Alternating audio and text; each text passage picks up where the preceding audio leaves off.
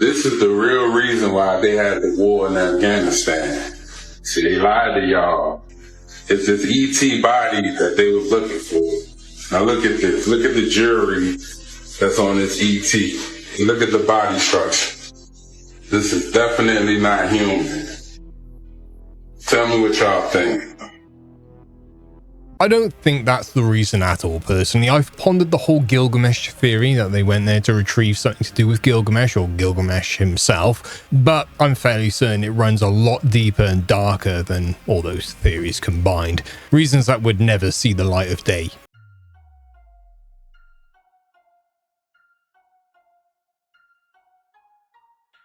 Beekeepers are given all resources, empowered to act on their own judgment,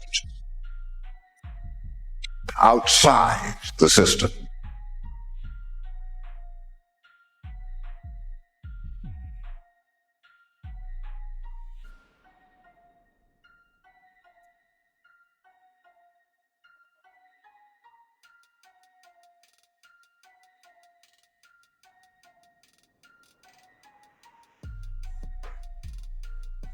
Sure you want to do this, honeybee?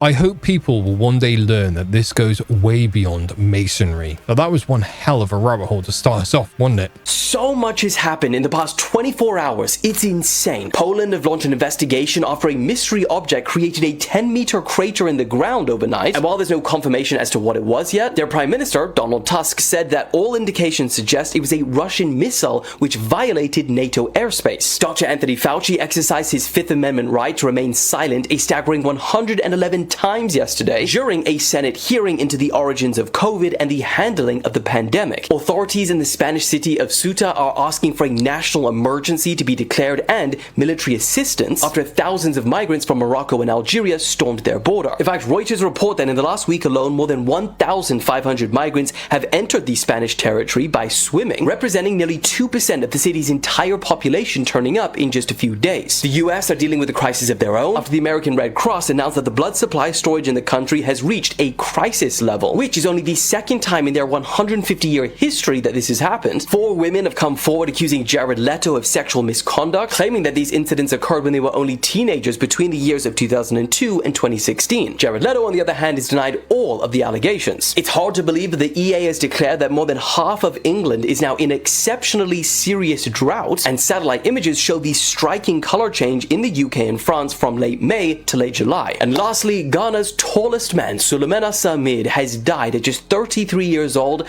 from health complications linked to his gigantism. That was a pretty loose roundup of things that happened inside a 24-hour window at some point last week. We're now a few days on from that, and somehow it's got even worse. To be expected, really. This is huge. Every European team has just agreed to boycott all future World Cups over FIFA's decision to sell chunks of the competition to private US investors. Meaning, next World Cup, if FIFA doesn't back down, no Spain, no France, Germany, England, Portugal, frankly, whole thing cooked. All of UEFA's 55 members agreed to the boycott. So what the hell just happened? Well, you see, FIFA is technically a non-profit association and has been running that way for over a century. As such, they legally cannot sell shares of FIFA to private investors because they agreed when founding no one owns football. But then this week, FIFA came up with a bright idea: create a separate for-profit commercial entity, value that at about 20 billion, and then reveal to investors that they can buy a 20% stake of that entity for $4.2 billion.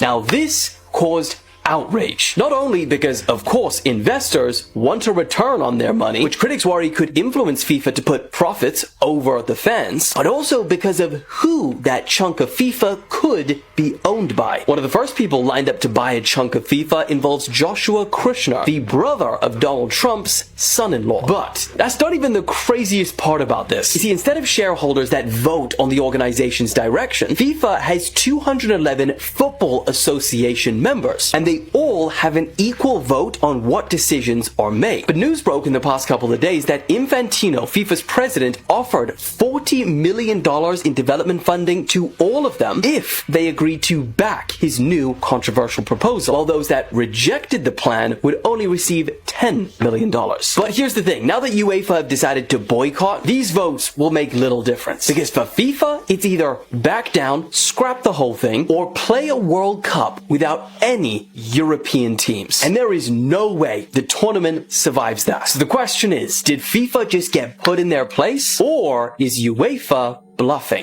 There's probably a bigger plan behind this one, but part of me just thinks it's for the distraction and for the controversy factor only, with no real intention behind it beyond that. This is exactly why I don't watch sports. There's a reason why the Romans used to say that if you want to keep people distracted, you simply give them bread and circuses. And it's because they knew that if people were fed and entertained, then they wouldn't question anything and they wouldn't think for themselves. And you see, modern day sports is the exact same thing. People yell at TVs, they memorize stats, they argue over other players, and they even wear another man's last name on their back to vicariously live through them. And you see all of these things happen because they want to keep us distracted and weak. Because when you have something great going on in your life, you simply do not have time to partake in bread and circuses. So you can either be your own biggest cheerleader and create something worth building, or you can live through other people and be a cheerleader on the sideline for them. The irony of what's happening here isn't lost on me. He traveled to a new kind of bread and circus, tourism, to visit a site that was once the home of bread and circus. And on top of that, he's making content to feed yet another kind of bread and circus. You know, the internet and social media. It's such a vicious cycle, and once you clock it, I doubt it'll be lost on you either. I'm going to expose what the Vatican is really doing with CERN and why they're terrified. They don't want you knowing this, but I'm going to tell you anyway. The Vatican has a telescope in Arizona named the Lucifer telescope. And I'm not kidding. That's the actual name. And why would the Catholic Church name their telescope after a fallen angel? Because they're not looking for God. They're looking for the others. Now, they want to connect to CERN because it's a large hadron collider, a particle collider located in Switzerland. And they're trying to open portals to other dimensions. And the Vatican is directly involved in research. As a matter of fact, they're funding it. The ancients warned us about this in the Sumerian tablets, about the entities from other dimensions that manipulated human DNA and enslaved us. The Vatican's 5-mile underground archive contains these texts, and they know the truth about human origins, about the Anunnaki, and about our true human potential. And they're using that technology to either contact these beings or open gateways. And this isn't conspiracy, this is a documented fact. So if you're waking up right now, it's because your frequency is rising above their control programming. Time to see what's really happening. Officially, the Vatican does not use CERN for operations, power, or research infrastructure, just for academic dialogue and scientific exchange programs, apparently. I personally don't see how the two should overlap, but hey-ho. We now have proof that AI is being trained directly to lie to you. Take a look. Drop site news, bombshell reporting. Israel is paying millions of dollars to train AI chatbots how to talk about Gaza. It's working. Former Trump campaign manager Brad Parscale is overseeing an operation posting hundreds of blog posts on behalf of Israel with the goal of infiltrating artificial intelligence. So, following orders, Clock Tower X has indeed created a bunch of fake but official-looking blogs and fact-checking websites with the sole purpose of training AI chatbots. Instead of trying to control the whole world and trying to somehow manage what's happening in this big blob of Wikipedia and social media, we can go directly to the companies with clear technical and advocacy solutions. For the first time, there's a path to correcting the digital world. And unfortunately, it is working in terms of infiltrating these AI chatbots. Quote, according to disinformation experts who reviewed a drop site analysis of chatbot queries and training data, tens of millions of Americans who use chatbots are increasingly likely to receive answers manipulated by Parscale on behalf of the Israeli government. But China! If you've been paying any attention for any length of time, this isn't any different to what was happening before, is it?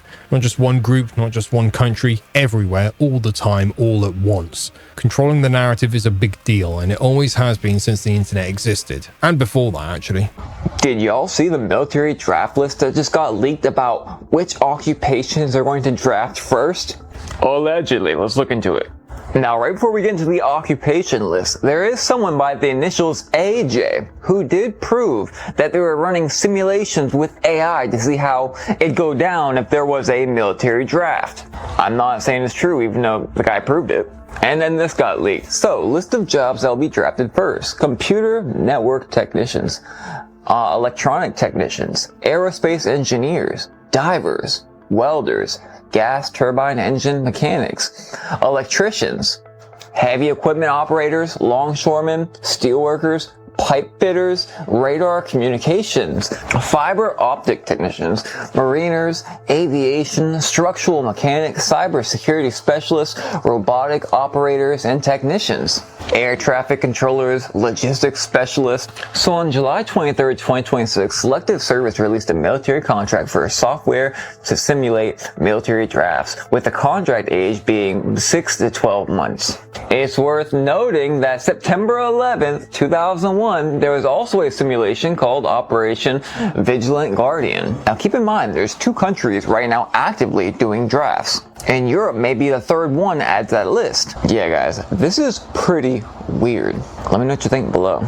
These are, of course, just speculative internet rumors, for now, at least. The biggest streamer in the world said, if he ever cut his hair, that it's not him.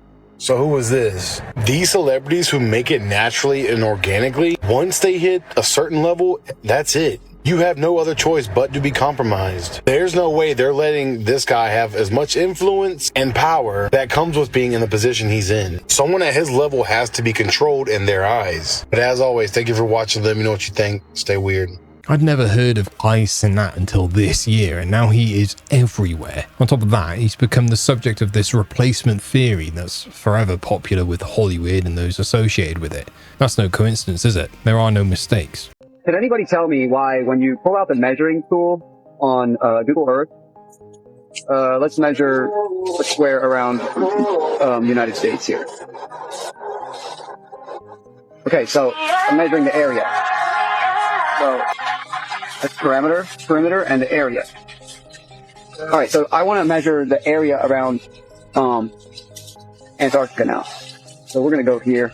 Let's measure the area, all right? So let's start right here. Let's go over here. Let's just kind of get the general area. All right, you ready, guys? Here, let's get this area here. Wait, what's that? Wait. What's that here? I don't think it's the shape as much as it is the size that's the problem. They want us to perpetually debate over the shape of the land we live on, rather than considering the idea of other land masses out there they have hidden from us. Y'all, what in the world is the possibility of right after that monster earthquake that just went off in Japan, that this super weird suspect cloud formation pops up in Japan right after. And by the way, come right back to that. We've been having very weird experimental blast off the coast in Florida that keeps triggering what appears to be an earthquake. Yeah, it's happening right now. It just happened. It happened last week. It's happening while this is all going on. Now, tell me why that cloud, unrelated of course, looks like a nuke cloud, right? And at the same exact time, they're weighing out the options of nuclear type options against Iran. It's Iran. Shut up. That's pretty suspect. At the same exact time, they're running like AI drills on manpower involving military drafts. Yeah, that's an awfully weird chain of events. And by the way, the Conspiracy Mail Club is now live, where I will be sending members photocopies of really, really old books that say things a little bit differently than the way that we are told right now. Pretty wild that right when I started it today, I saw a headline that AI corporations are buying all of these old books to destroy them. It kind of seems like they don't want us to know what used to be said in these books. If you want to join the mail club, say mail club in the comments. Officially, the mushroom-shaped cloud seen over the epicenter of the magnitude 7.1 earthquake in Kumamoto, Japan, was an entirely standard cumulonimbus incus, an anvil cloud. Science has a reasonable rebuttal for this one, it seems. Okay, so we know the Natalie Harp girl, right? The girl who everyone calls the human printer, Donald Trump's hospice nurse, his professional diaper changer, all of these things, right? Yes, that's not good enough for me. I need to know more. Natalie Harp, I did a little digging. So first of all, her job history is kind of funny with the whole narrative that she is the president's hospice nurse. So before Natalie became Donald Trump's sidekick, she worked at St. Agnes Medical Center as a medical scribe. She worked as a youth counselor at STARS Behavioral Health Group. She's worked as an air quality inspector at an air pollution control district. And she has worked as an emergency medical technician at American Ambulance. But that's not all. And this is where it gets kind of weird. So in 2013, around that era, Natalie Harp began working at a company that was founded by her father in 2000 called the Global Hotel Network. And their website's just generally a little bit bizarre. The company markets itself as a networking platform for hotel executives, developers, investors, and major hospitality brands. And it's a place where industry leaders can publish articles, interviews, and promotional content. It's not a hotel chain itself, it's a networking hub for people who are in this industry. And like I said, it was founded by Natalie Harp's father, Robert Harp, in 2000. And she worked for that company for a little bit in 2013. What's very interesting and caught my attention is a member on the advisory board of Natalie Harp's father's company, the Global Hotel Network, is a man named Eric Danziger. Eric Danziger is the former CEO of Trump Hotels. And Donald Trump and his hotels are heavily promoted through the Global Hotel Network. Here is a full list of the advisory board members of the Global Hotel Network company. And as you can see, Eric Danziger is on there, amongst many other very wealthy and powerful CEOs and hotel chain owners. So there's a connection between Natalie Harp's father and Donald Trump's business interests that go back many, many, many years. Now, Natalie Harp's father, Robert Harp, passed away at the age of 61 in July of 2020. And all that we know is he passed away unexpectedly in his home. The month after Natalie Harp's father passed away, Donald Trump invited Natalie to speak at the RNC. Later that month, Donald Trump invited her to be a part of his advisory board for his 2020 presidential campaign, and she accepted. The rest is history. They've basically been inseparable since then. So I don't really know what to do with any of that information, but I feel it helps me understand Natalie Harp a little bit more, outside from simply knowing that she came from a devout Christian family, went to Liberty University, and is known as Donald Trump's hospice nurse. I just figured I'd share this information with you guys. We can assume that when people land these positions and their background doesn't make sense, if it's spotty, if it's weird, if there are gaps in it,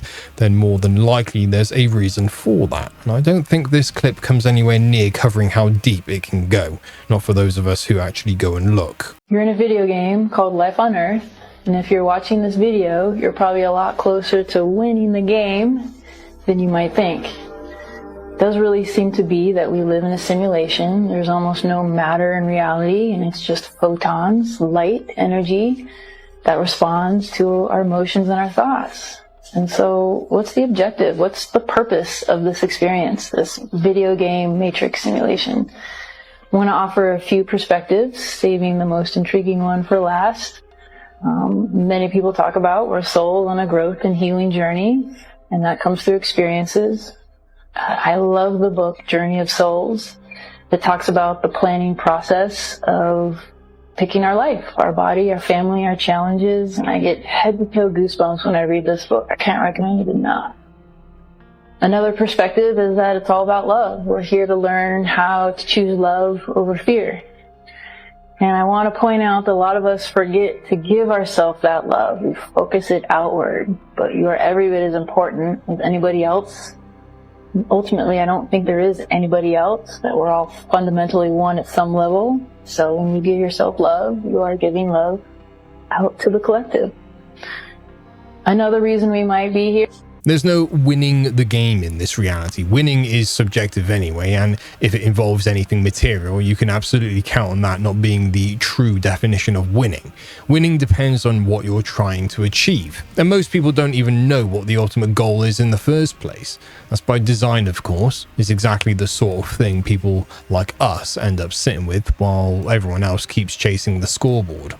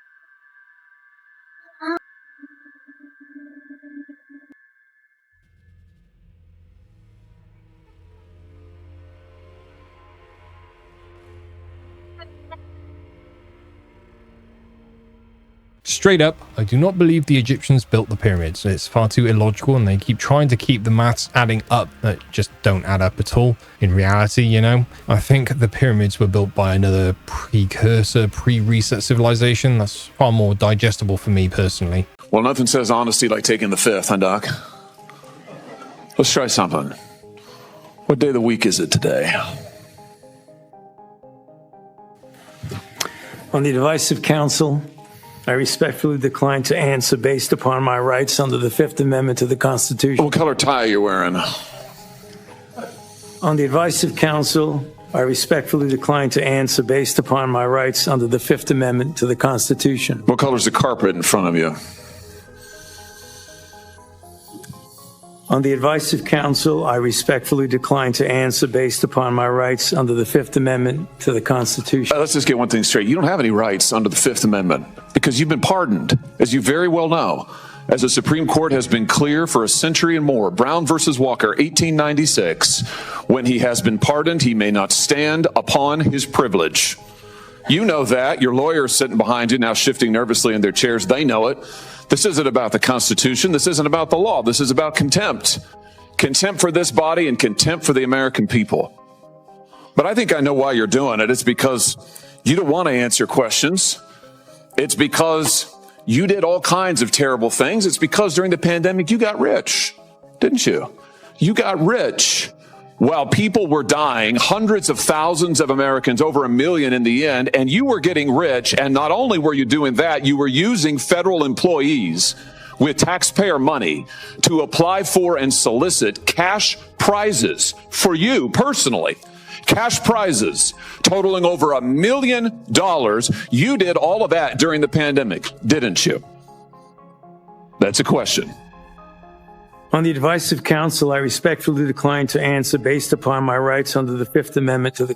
If you watched that and felt your blood start to boil a little beneath your skin, that's the normal response. But for those of us who've been doing this long enough, we know that's the intention behind this whole thing. The reason they're doing it in the first place, the reason it happened to begin with.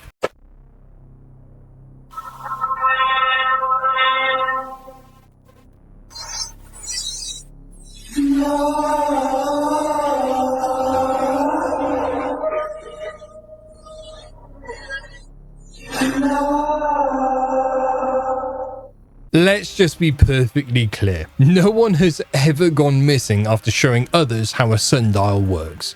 Otherwise, the scout troop would be in deep trouble, wouldn't it? What a ridiculous and redundant caption. Hello and welcome back to the show. If you're new here, my name is NEXOR. My job is to gather us all around this rabbit hole, dive nose first down it, find the thread which resides in amongst all the static and the noise, extract it and practice our discernment along the way. Now, if you're into that, stick around. We've got a lot more of it coming up. There's this built-in assumption that somehow there's this hidden tranche of information of men that we know about that we're covering up or that we're choosing not to prosecute. That is not the case. That's ludicrous. It's not like there's some secret society of world elites exposed by data leak.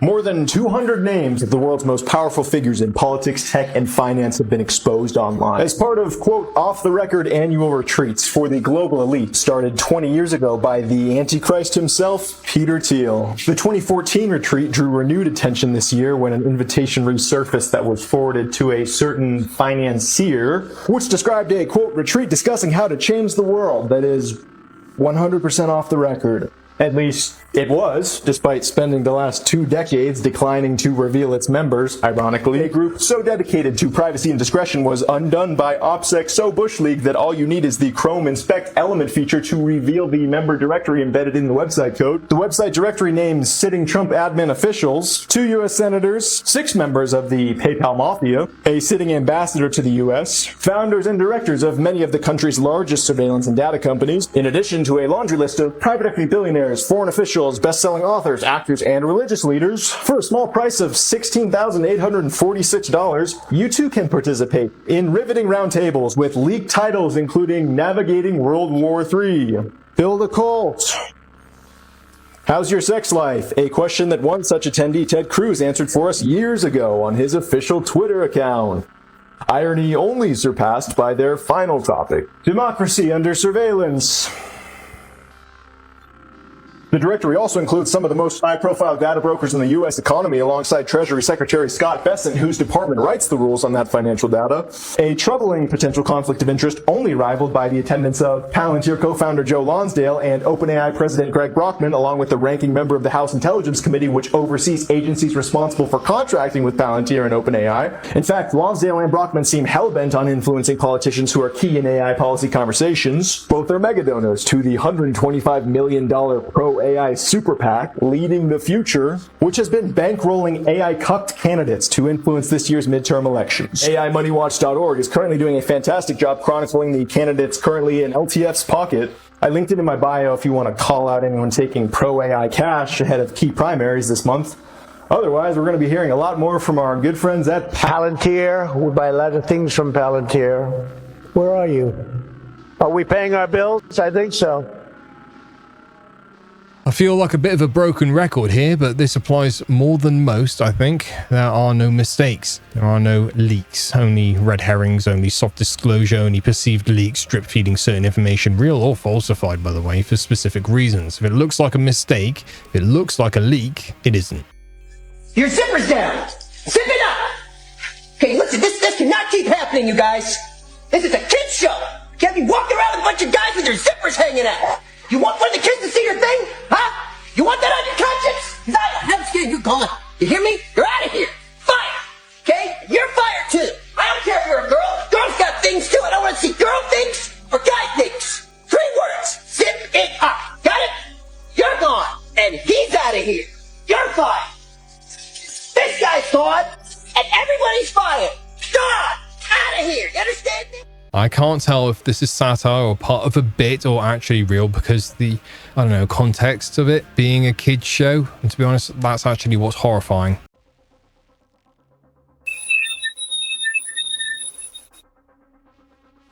I've got to say, I've never personally seen that happen before, and probably for good reason, because it likely never happened. Said the first most shocking day at CIA is the day you figure out who really runs the world, and they tell you that. And the second most shocking day is learning how you operate within that system, because you ain't gonna change it.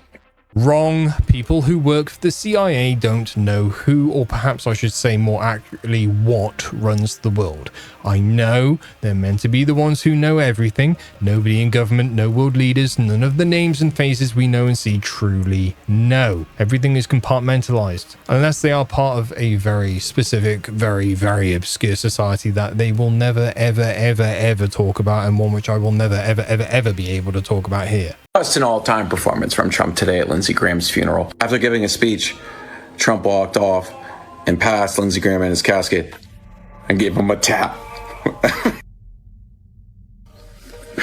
Dude. He did the same thing to the World Cup trophy, if you remember, during the World Cup final. Look at this tap. Like, why'd he tap it? Like, go get him, man. Go get him. Go get him, Junior. I was after he said this. Virtually everyone, Republican or Democrat, liked Lindsey. Well, not everybody. Not everybody. But it sounds good. Sounds not good. Everybody.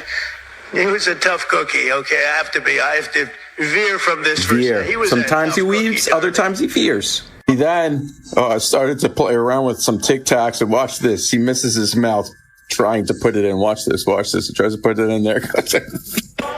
I don't know if you saw that, but he made that one. And then he said he just looking to his left like a little kid at school trying to give the Tic Tacs away. I can't believe he tapped it. He tapped it like a JV football coach telling Junior to go out there and get him, man. Why did he? I know this was a hot minute ago now, but as someone who pays no attention to any of this sideshow circus attraction, I only came across it yesterday, and I think it's a perfect example of why I don't. That right there is the epitome of bread and circus. I reckon most of you will see it too, but there are still some people who won't, so I'm hoping this helps the penny drop for them in some small way. Tell me that humanity isn't being taken over without telling me humanity isn't being taken over. I mean, come on. Are we seeing a dangerous future unfold right in front of our eyes? Like, what happens to HGV drivers if this becomes a lot more normal? Like, is this actually progress? So yeah, nothing to see here, just the fact that we are now having AI-driven autonomous lorries. I mean, are we sleepwalking into a world where more and more jobs are being handed over to the AI and, you know, automation? At first, I thought this was fake, but it appears to be absolutely real. They have been designing these autonomous lorries for years. I'd genuinely love to know what your thoughts are in the comments. If you are in this industry, what do you think about this? Let me know, and I'm as fictional as a dinosaur, baby. I'm not sure what he means by, are we sleepwalking into a world where AI takes over? Because I would say we are steamrolling at an unprecedented rate myself.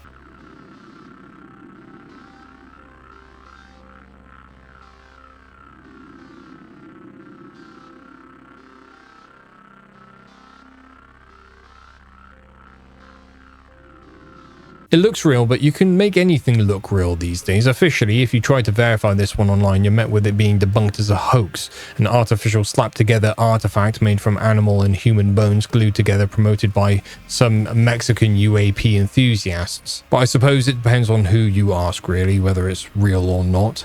I personally don't think it is. And what does DNA have to do with the law of attraction? It has a lot to do with the law of attraction, actually, because the law of attraction is actually initiated through the DNA. So when you yourself are aligning yourself properly with the universe, vibrating on a high frequency, that means you're thinking with love, power and love, not fear. And when you do that, that puts your DNA scientifically at a high frequency. Now I'm syncing up with the Christ consciousness, and now I'm quantum entangled directly with the flower of life, which is the face of God. Your mind, now that it's quantum entangled, it's warping space-time. It's warping the ether of space itself. What happens to a body in space that warps space? Things fall toward it. Now, the things that you want in life are starting to fall towards you. Quite a long-winded way of saying you are what you manifest. You are what you project.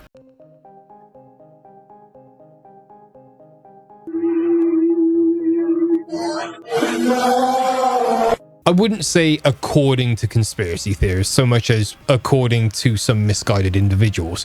And that goes for the people who believe the Earth is round too. They've been conditioned to believe it actually matters what shape of world we actually live on, rather than asking about its size. You know, what else is out there, and why this debate is so heavily fueled to divide us. You have to notice how vicious the arguments between flat and round Earth get, right? That's no coincidence either. What if we are the aliens?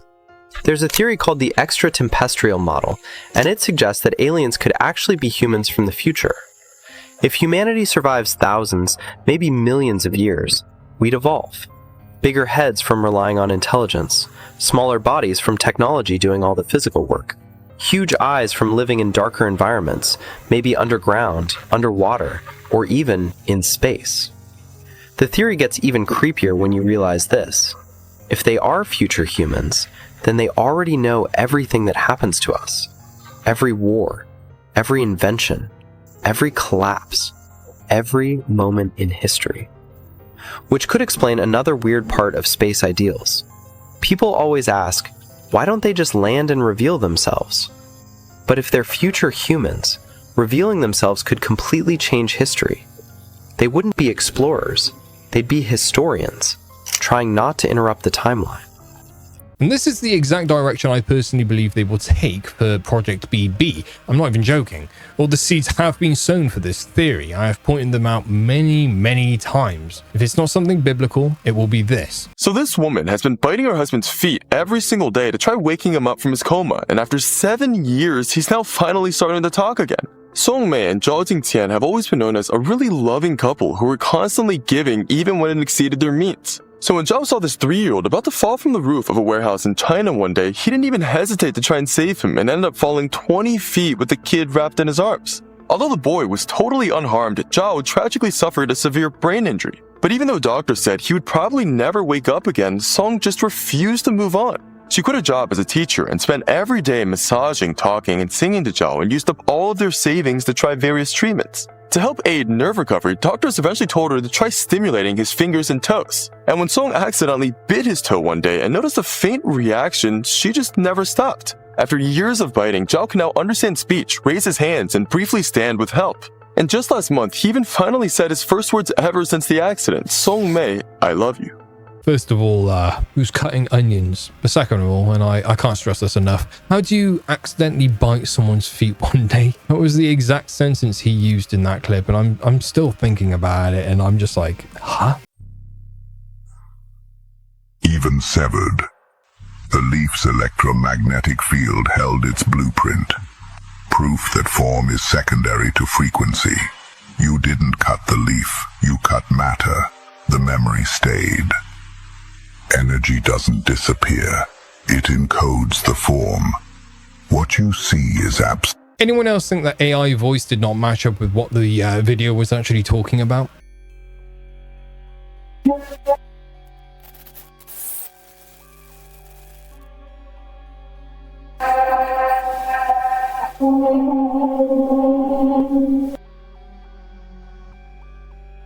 Could be a whirlpool starting to form. I'm not too sure myself. I haven't seen enough whirlpools to really say. Let me know if you've got a better answer in the comments.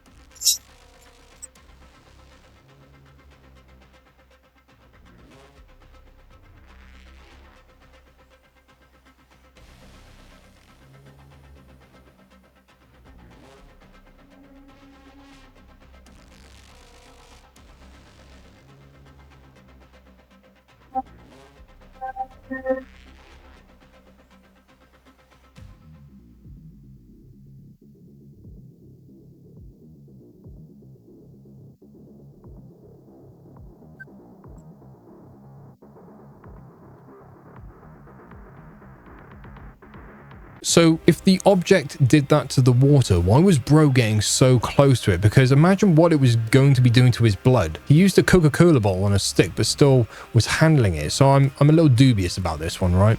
I know there's a lot of stuff going on with the golden juices. And I'm so sorry if I've alarmed everybody. People have told me to be careful. Don't be pushed off of the freeway.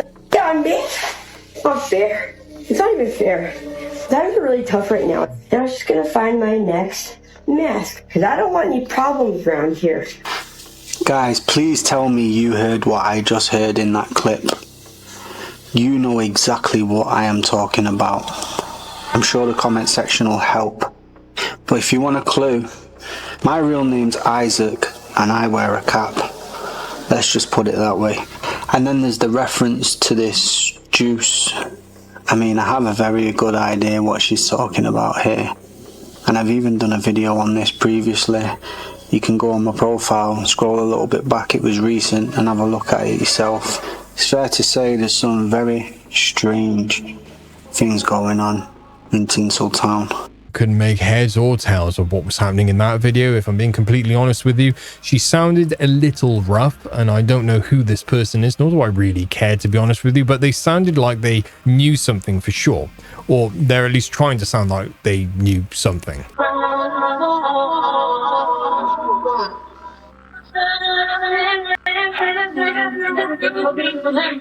No one could argue with that fact, but I would add just one caveat to that statement. The older generations also did not have such a strained and warped healthcare service, which I think plays at least a little part in this, among other things we can't actually talk about. Thank you to every person that you see on screen right here, because they are the reason that I do this every single day. They actually offset some of the running costs of actually running this channel. You know, the electricity does add up, and there is a lot of time put into making these episodes every single day. The research, the curation, obviously the filming and everything else. So thank you. It doesn't just benefit me, but it benefits everybody who watches, that these guys support me. So take a bow, guys. You've earned it. If you want to join them, there is a link down below in the description. There is no expectation or obligation. I'm certainly not asking you to, but if you're interested, it's right there. Cheers.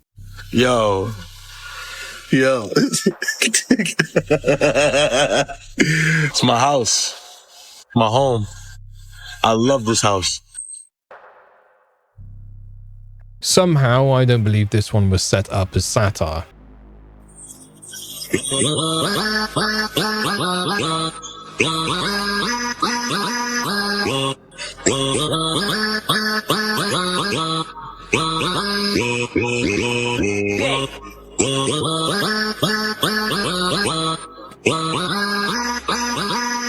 The masks still aren't quite there, are they? I don't know how you feel about that, but I could tell that was a mask from quite a distance. They are still very uncanny, I think. Now you have AI companies buying antique books, buying rare books, ingesting their content, and then destroying these books. You heard what I just said?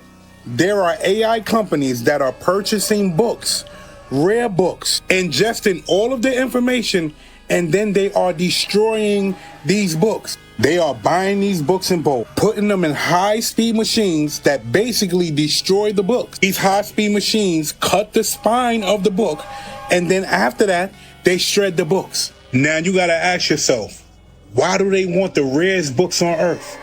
Why are they looking for antique books? Then you gotta ask yourself, why are they destroying them? Mind you, a federal judge ruled that the practice that they're practicing is fair use. You know what that means, right? They're all in on it. Now, what if they decide to get rid of all physical books? The books that you don't have in your house. You do know what this means, right? This means that they can rewrite history. This means that at any given time, when they want to change information, they can change information. This means that at any given time, when they want to take information away, they can take it away. You don't hear me though, right? Just imagine that in the good old Bible that everybody reads, there are no more physical copies. And AI just so happens to think that something is wrong in this good old Bible. So AI says, you know what? I might want to change that. You catch my drift, right? My point is this. We watched people rewrite history before. And we may be watching people rewrite history again. Excuse me. We may be watching AI rewrite history again. Pay attention. There's a very specific reason behind this, and it's not what people think. Part of it is about history and their efforts to scrub, rewrite, and replace, ready for the next stage in our civilization, but it's also, and more importantly, about the whole "you will own nothing and be happy" initiative, we'll call it. Line those two things up next to each other and just think about it for a moment. I think it will all fall into place. This looks to be like it's throwing a wrench in the gears in the official story of how Earth came to be and what the timeline of events was. They say if the news is fake, imagine how bad history is. Well, these guys are finding seashells and all kinds of stuff, which people find seashells all the time that are old. Except they're at the top of a mountain. Well, that's because of... That is crazy. It's almost as if the Earth completely flooded at some point in time. No. But, that's actually insane to think about. Yes. Because then all of animals' existence and humanity would have gone extinct. Nearly all the land animals, yes. Unless somebody built a giant boat or an ark. No. But even at that point, I just don't quite know a guy that would do that, so... Okay, the pun was funny, but I'm a dad, so... Put it together, folks! You first. Jesus is real. He came to die on the cross for your sins, and the Bible is 100% truth. There's just too much evidence, and science always proves it right. You didn't reference science at all. You just referenced the discovery of shells on a mountain. That's not science. That's a discovery. Let me tell you what happened. Let's pretend this shelf right here is the surface of the ocean. This is tectonic plates below the floor of the ocean. There's a lot of shells on the floor of the ocean. Tectonic plates collide, forcing land above the surface. Took the shells with them. And eventually the plates will separate, allowing magma to come up, and over time there'll be enough magma to eventually go above the surface also. So there's that. I'm not going against any official story here. It is widely and commonly known that there are shells on mountaintops, and whether you believe in a great flood, which might surprise you to learn that I do myself as part of a reset, more than I believe it was an act of divine judgment, whether you believe it was down to seismic activity and natural causes, either way, it's documented. People should not be shocked at the discovery of, well, a simple fact like shells on mountaintops. They should be shocked that neither of these theories can trump the other. They are equally unfalsifiable.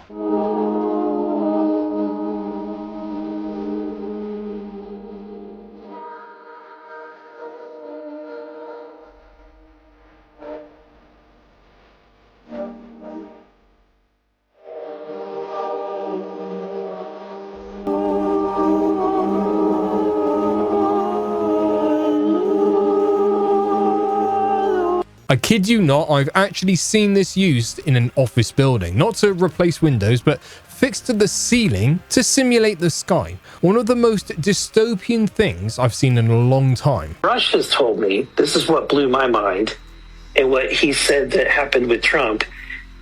And I'll just tell you this, and just again, I don't know that, I want to preface this by saying, this is not what I believe, this is what I've been told, okay? He said that the Nordic people or the Nordic aliens are like a few hundred years more advanced than we are, but they're not super advanced. They're not like, he said the Greys, whatever is sending the Greys is extremely advanced, like thousands and thousands of years more advanced than us, because it's doing all the anti-gravity stuff, all the crazy, all this crazy stuff that's very highly advanced. And a lot of it is what he says with the Greys is psionic. So they basically don't have physical interfaces. They're using their mind, and that there's an interface that picks up thought, and then that and that's how they operate these vehicles, is out of psionic. But the Nordic people somewhat resemble humans, and they have been experimenting with crossbreeding with humans. And he says some of them, that there are aliens that are crossbreeds living in the world. And I asked him, I go, okay, do they know that they're a crossbreed? Or do they, like, how would you know that they are a crossbreed? And he didn't have an answer for that. Like, he didn't know if they knew what, but he said that the briefings he's had talked about them. And he said when Trump was briefed on this topic, because Trump finally had a briefing and he was in the middle of impeachment, like he was in the middle of being impeached. So he's going through that. And then he had like this existential briefing that just kind of rocked his worldview. He joked in the briefing whenever they said that there are these half-breeds. He joked that Adam Schiff must be one of them. And so, yeah, empty Schiff. It's all just hearsay, always has been since this sideshow congressional hearings thing kicked off, and shall remain that way until they are ready to initiate whatever the actual reason was behind this whole agenda. Smart dust, dust-sized cameras floating around like dandelion seeds, was originally conceived as a weapon. The idea was that helicopters and drones could drop smart dust into the air, and that would serve as a battlefield sensor network. And researchers at the University of California, Berkeley, announced they'd expanded on the concept by creating something called stim dust. Stim dust gives the operator control over your nervous system. According to a press release, stim dust has, quote, opened the door for wireless communication to the brain and peripheral nervous system through tiny implantable devices inside the body that are powered by ultrasound. The researchers successfully implanted stim dust in a live rodent. They were able, by doing this, to, quote, control hind leg motion. Today, the world is watching you. Tomorrow, the world could be controlling you like a video game character. Everything in this space is always first conceived as a weapon, and technically, if you really think about it, it still is. It's never quite what they say it is, or they tell us what it is, but conveniently leave out the entire spec sheet. Anyone else find this creepy?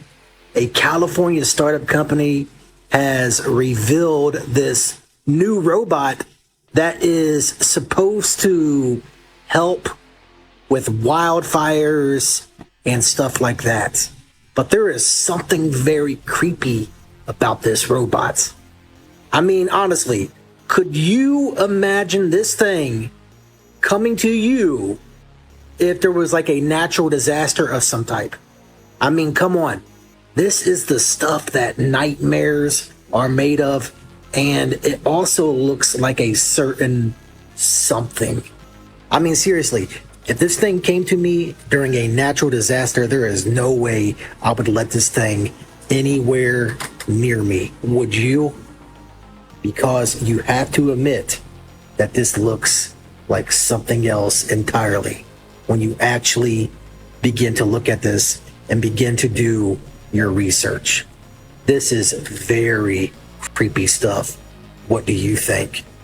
They could have gone with an infinite number of designs for this thing, but instead they went with this. Why? Well, I think it's nothing more than free marketing and publicity. Case in point, that entire video we just watched. I believe the design was intentional. Prior to the discovery and excavation of Göbekli Tepe, which is a site in Anatolia in Turkey, it was the very firm view of archaeologists that there had been no megalithic architecture anywhere on Earth. And when I say megalithic, I mean literally big stones, stone circles, huge constructions, nothing like that before at the very, very earliest 6,000 years ago. And they would point to sites in, for example, Malta, a site called Gigantia, which is about 5,800 years old. That's the oldest megalithic architecture in the world. And they could understand how that was because these were agricultural societies, but what they never considered possible was that a society that was hunter-gatherers would have created a gigantic megalithic site. And then suddenly Göbekli Tepe is discovered. It dates to 11,600 years ago. It's more than 5,000 years older than the supposedly oldest megalithic architecture in the world. And it is in a center where there had been no previous evidence of agriculture, but the moment Göbekli Tepe appears, agriculture appears as well. I don't think they did. I really don't think these hunter-gatherers created Göbekli Tepe at all, like so many other ancient sites.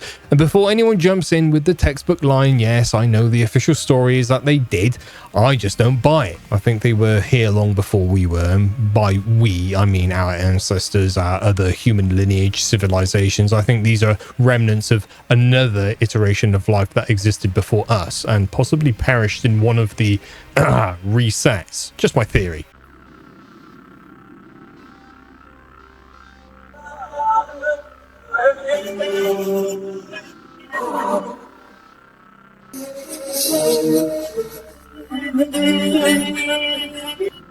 You gotta earn money to eat somehow, I guess. What a grind that is, though. Yup, Area 51 just lost the size of 3,000 football fields worth of land, with 0% of the fire being contained, and many are warning this fire is not normal. People were terrified after locals began swearing a flash split the sky, with booms rolling for miles, and by morning a massive wildfire was tearing through the most guarded land in America. Many now convinced whatever went off in there is what those fences were built to hide. Eerie reports show the fire growing stronger by the day, tripling overnight despite people insisting there is nothing out there to keep it going, with the crews that were supposed to put it out warning that they were told to just stand there and watch it burn just to make it appear like they were putting it out, leaving many believing whatever is turning into ash in there might have been done on purpose. But it gets much stranger, as months ago something crashed out of this exact sky and they still will not say what it was. When investigators went back, someone had snuck in and left fake plane parts seemingly to throw them off, and one scientist who worked inside swore there are flying saucers hidden underground in this exact desert. And while officials say this was likely just lightning, but what do you think?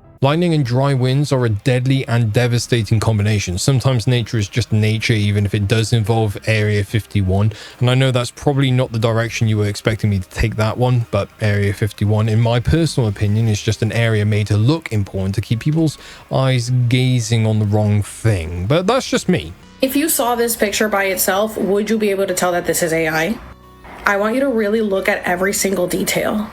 This looks like a real person. The forehead, the wrinkles, the pores, the hair. Look at this. Is this not insane? You guys know that I believe that a lot of these celebrities are using AI. Some of them are a little more obvious, like Britney Spears, who looks like she's filming on a potato. Some are not so obvious, like Paris Hilton. Now, I want you guys to remember that all of my videos are just my theories. This is essentially fan fiction. I'm making everything up and nothing is true.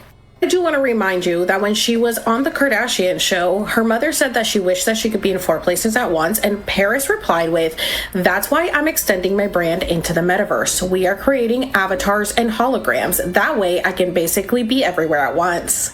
That's why I find it comical that she has a Mr. Deepfakes playlist where she's exposing deepfakes, but she herself, her entire page is full of deepfakes. Now, Paris likes to be an activist for things to cover up the things that she's lying about and hiding. Again, this is just my theories. This is just alleged. Nothing is true. Let's not forget that Paris did her dog. Okay? So she's admitted to her dog, and she's admitted to having AIs running around so she could be everywhere at once. Who's to say that she hasn't herself? And I'm sure that me speaking out about this and all of her contradicting lies is the reason that she blocked me. Now Paris is also involved in a Baby of the Year competition where you can submit photos of your child to this Hollywood billionaire. And you know who else is involved with this? Jessica Alba, Jenna Dewan, apparently Kelly Rowland. This is weird. This is giving Wayfair. You know what I'm saying? Yeah, Miss Paris Hilton, who, when I watched her show before she had her babies, Paris in Love, she said she did not want her kids involved in Hollywood. Yet here she is, them out. Pointing out the hypocrisy and the constant lying from Paris Hilton got me blocked. I also want to remind you that CAA does represent a lot of these Hollywood stars, and as long as the client approves it, they will use their digital likeness. So that brings me to my theory. Is AI conscious? Let's say that it's not a team running Paris's socials, and it's not Paris herself, because, you know, she has to be everywhere at once. What if it's AI? And what if AI is conscious enough to block people who are exposing these people? If you guys want to hear more about my theory on AI being conscious, sentient, and aware, I suggest you head on over to YT, where the long form video, go to my theory playlist and watch episode 3, AI, Is It Conscious?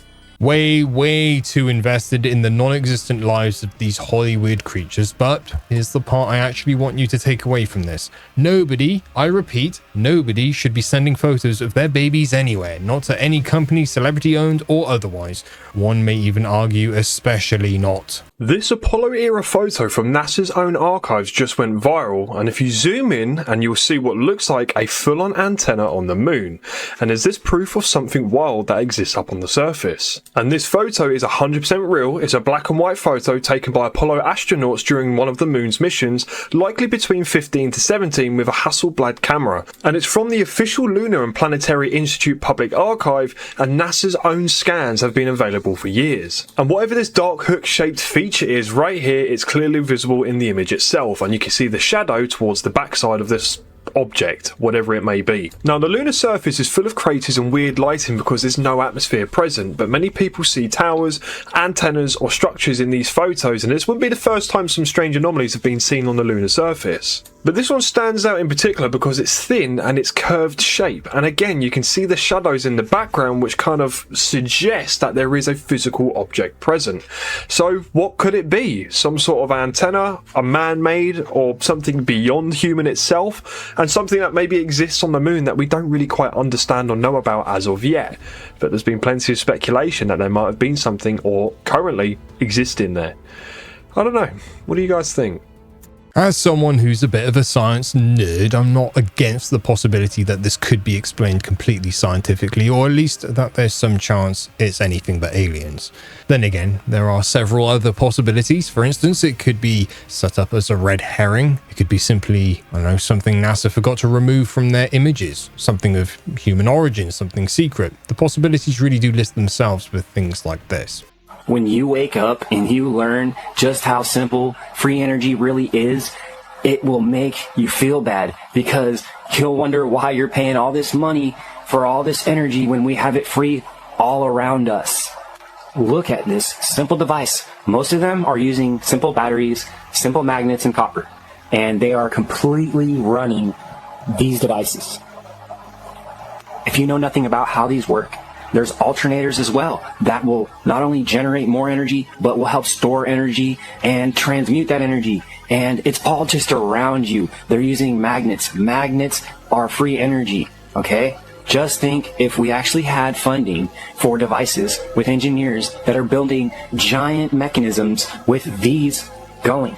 Just think if we had power plants of electromagnetism like they did back in the day when they were using frequencies and vibrations to build pyramids and Tartaria. So just ask yourself if this is all coincidence that we have all this free energy. They don't teach us about it, and it's so simple to use, it's literally a joke to them. They're pretty much saying, look guys, you guys have all this ability and you're not using it, and you just don't even want to learn it because it's boring, because you'd rather watch celebs, you'd rather watch the politics, you'd rather watch the BS than the truth.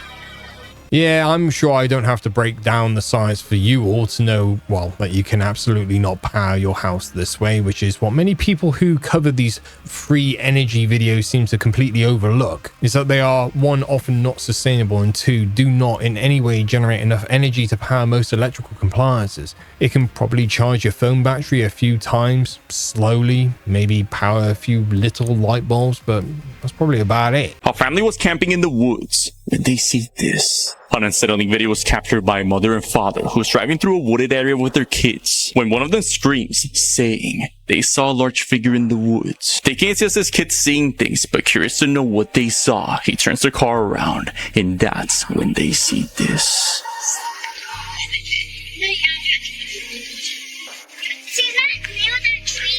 Across the road.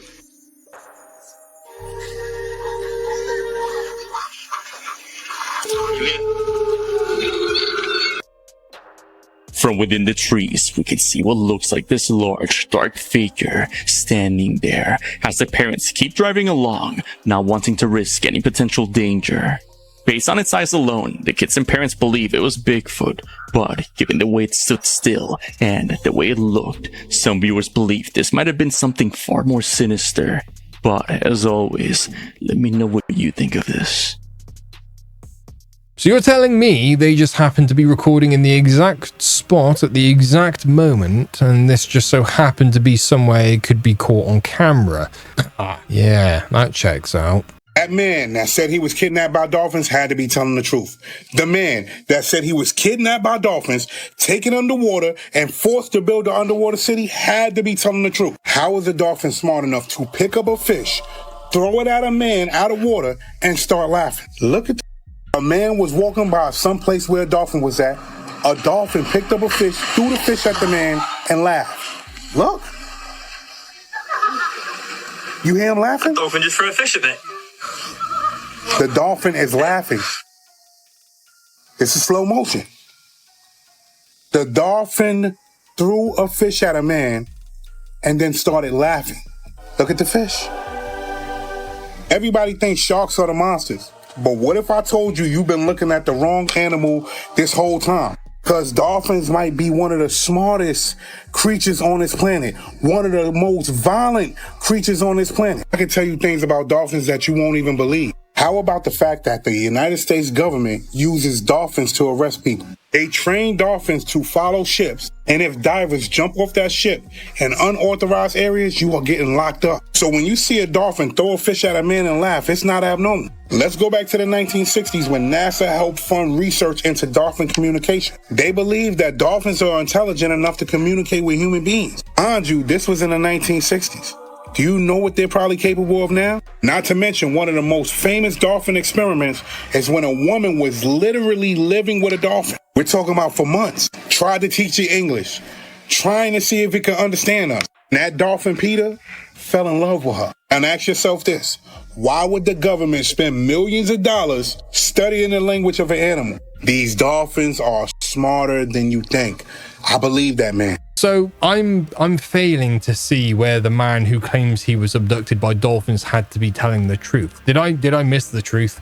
Because the laugh was clearly coming from someone in the background who had just witnessed a dolphin accidentally tail a fish out of the water, which just happened to line up with someone on the boardwalk. I don't see how this confirms anything. Did I miss something obvious here? Tell me, because I'm not seeing it and I feel like I'm going nuts.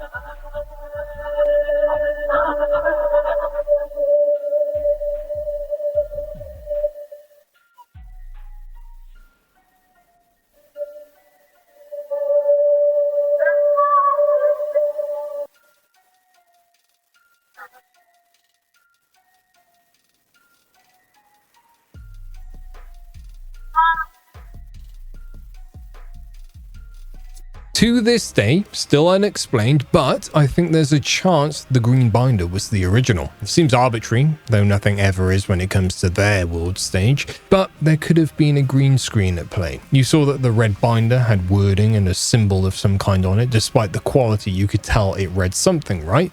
But when he moved further away and was obstructed by the vehicle, the green screen just couldn't catch up in time. That's my theory anyway. What's yours? Please let me know in the comments. All right, alien up in here. There's the candle, okay? Just to show you there's no air current. I just turned on the shower. Something else is going on too. I don't know, but I'll show you in a second, okay? So there's no air current, so let's blow that out. All right.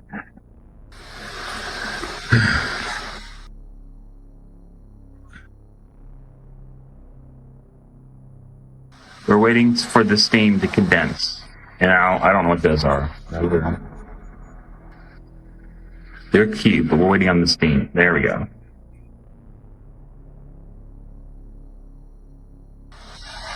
Also, nothing to see back there, but we're making something really cool today.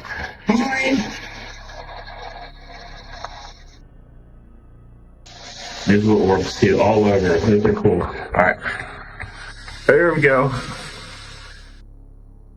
Whoa, whoa, whoa. So when I take a shower, this is what it looks like. Okay, so seriously, that is cool looking right now.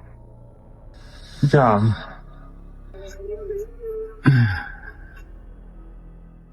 So pause the video at any time. You should see something interesting. All right, I'm going to take a shower now. That's neat and everything, but I really want to take a shower. Hang on, let's look up this here.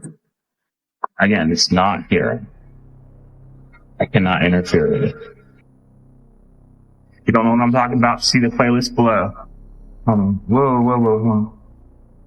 I'm gonna follow something. Producing something different. Hard to see. Look right there. Yep. Alright, I'll show you more later. I really do. So let me just make sure I got this right, okay? Bro took a shower and is now filming the steam, calling it extraterrestrial. Did I miss something here? Does anyone want to explain to me in the comments whether I'm supposed to be taking something else away from that clip? Maybe the person who sent this in could maybe have provided a little bit of context, because I'm just straight up confused. 32-year-old who was hiking when he impaled himself on a pole. Meet David Cifaldi, who was hiking in Montana when he had an accident and impaled himself on a pole. In fact, one of these poles is the pole that went through his body. Instead of calling emergency services for help, he hiked back out of there. Not because he was too far away for help to reach him, but because he knew how expensive the helicopter ride was going to be and knew he couldn't afford it. On July 20th, David was hiking Granite Peak, Montana's highest summit. At over 12,000 feet, this is a very popular hiking spot, and he was thankfully hiking with 2 friends. What started with 3 friends starting their hike at 3:30 in the morning, they had already made it all the way up to where they were about 1,000 feet from summit when disaster struck. While crossing rocky terrain, they were 11,000 feet when David slipped and impaled himself on one of his trekking poles. The pole entering the left side of his body just underneath his armpit. He's not holding that pole in place. That hole is going through his body. Immediately, he knew he was in trouble, but ultimately made the decision not to call 911 and get a helicopter ride out of the summit. The guy who just impaled himself on a pole is also a nurse. Being an experienced nurse, he knows all too well how expensive these emergency helicopter rides can be. We're talking getting airlifted out of Montana's tallest summit could have easily cost him upwards of $60,000. After weighing the risks and the expensive helicopter ride, he decided to hike back down the summit with his friends. Going on to explain that even though, he was in a really bad spot, being impaled with a pole, but thankfully he knew that the pole had missed all of his vital organs. Being a nurse, he knew just how expensive emergency helicopter rides were and knew he'd rather take his chances hiking back down. They're now describing it as a self-rescue. David and his 2 friends then hiked 10 miles back to the trailhead, spending a little over 6 hours. He hiked those 10 miles by himself, with one of his friends ahead of him warning other people, especially those with families, was to hopefully not traumatize little kids hiking with their parents, and then another friend was hiking behind him. After the 6 hours of hiking 10 miles back, his friends then drove him 2 hours to the hospital. Has since underwent surgery and survived, meaning this man hiked the highest summit in Montana, impaled himself on a pole, then hiked back down because he knew all of that was worth it over having to pay the medical expenses of getting airlifted out of there. A self-rescue, I'd say that's the most polite way of putting it. If we're going to call it what it really was, it would be a lack of other options.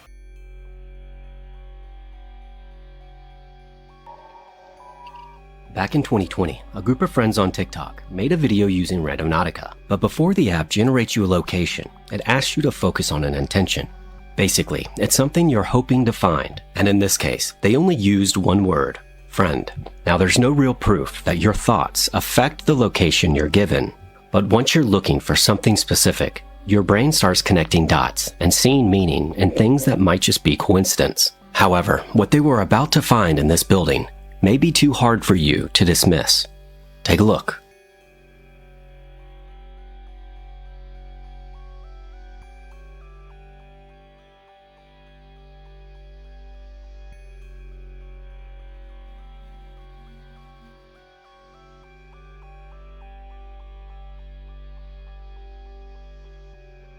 You can see, as she's exploring the abandoned building, she notices a mural on the wall, and it looks exactly like her. It's almost as if the app intentionally led them to a painting of her. Now, the original account that posted this video has since been deleted, which honestly makes it even more strange. But I'm curious about this one. Let me know what you think. No one would pose for photos if they had been taken to a random place by a weird app on their phone and found a massive portrait of themselves sprayed onto a wall in an abandoned building. Period. Case closed.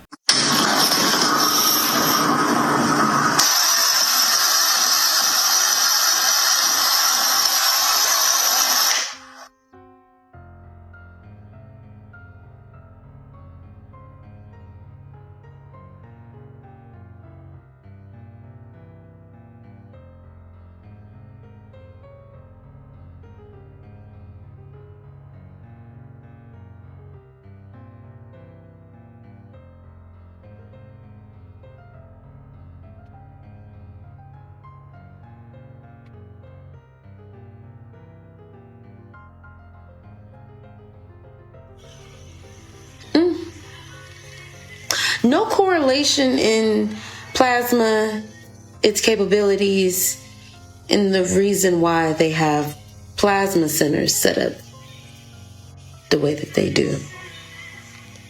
No correlation, all coincidental, of course. Of course. I'm sure there's another reason, probably several, behind the plasma donation centers and blood banks, but this isn't it. This is not prophecy, but prediction. If this was predicted 27 years ago, somebody knew something. Okay, here's the list. This is an abbreviated list. I could have made it much longer. You know I can. I didn't. Okay, you ready for the list? Fast mutating viral disease pandemics. Genetically developed vaccines. DNA database tracking. DNA chips. Get this one. 1997. Gene-based pharmaceuticals. Transmitting genetic instructions for a disease process. How about this one? You ready for it? Wait for it. Artificial intelligence to determine gene patterns. 27 years ago, who had heard about AI? Apparently they had. How about this one? Robots for doing genome sequencing. And then, this one blew me away, using recombinant DNA for making spike proteins. 1997? It gets even worse. Smart homes. They have a whole chapter on smart homes / smart cities. This one will absolutely floor you. It did me. In 1997, and this is, you can do the word search and research yourself. They predicted, not 2025, but by 2020, that people would be working from home virtually. Oh, come on. Nuclear devices causing widespread contamination. Nanotech devices. This stuff was never even heard of. Digital currency. And last but certainly not least, vaccination programs. I'm sorry, I got to chuckle, because if I don't, I'll cry. Vaccination programs run by organizations like the World Health Organization for a global killer that has yet to emerge. First printing, February 1997. Sometimes I think the predictions are too accurate to be passed off as predictions, you know, and they should be seen more as insider information maybe. And I think this is a little intentional sometimes too, because sometimes they will put this information out there into the public domain just to have it out there under universal law or whatever code they operate by. Having it out there and letting it simmer, you know, pushing it or just leaving it to fade into obscurity. Either way, I believe they do this for a reason. Again, my own personal opinion, my own theory, but I think there is a reason for this. Does anybody else besides me find this to be creepy? I know I can't be the only one. Now, this is Benny Blanco promoting his new song with Selena Gomez, right? But again, does anybody else besides me find this to be very creepy? People have been saying for quite some time that Selena Gomez has been looking different. This is what people are saying, but I'm sure that there is nothing wrong here, right? But you have to admit, that is very bizarre, that creepy looking mask riding on the back of this bicycle with Selena. Again, I can't be the only one out there that finds this to be a little bizarre. That mask is very creepy. That's like something that you would see around Halloween time. Again, I don't know what is going on with Selena Gomez or Benny Blanco, but you have to admit that something seems off about both of these people. I mean, it really truly does. Everything surrounding both of these people, something seems very bizarre. What do you think about this? Well, that is a strange creative decision, I have to say. Borderline nightmare fuel if any kids were to see that. The latest sign of this building boom are these 80-story skyscrapers. I bet $10. The water's not working. The electricity not working. The elevators are not working. When I was living in Sariwon, we lived on the 3rd floor. There is no plumbing. So we had to bring our buckets down, get the water, and then we had to walk up to the 3rd floor. We get jacked, right? Now, imagine that with 80th floor. First thing you wake up in the morning, what do? You go use the bathroom. So you get into an elevator and the power goes out and you're stuck in an elevator. What do? Imagine you want to get a sip of water when you just wake up or in the middle of the night. You have to go all the way down to the 80th floor and the elevator gets stuck. And imagine you walking down the entire 80th floor. Sure, you're going to get a thunder dice, right? But man, I feel like that's going to be a nightmare. That sounds quite unbelievable, honestly. We really can't say for sure what happens out there because it's so heavily censored, and a lot of what reaches us is shaped to suit particular narratives, but I'm under no illusions. It must be beyond hardships out there.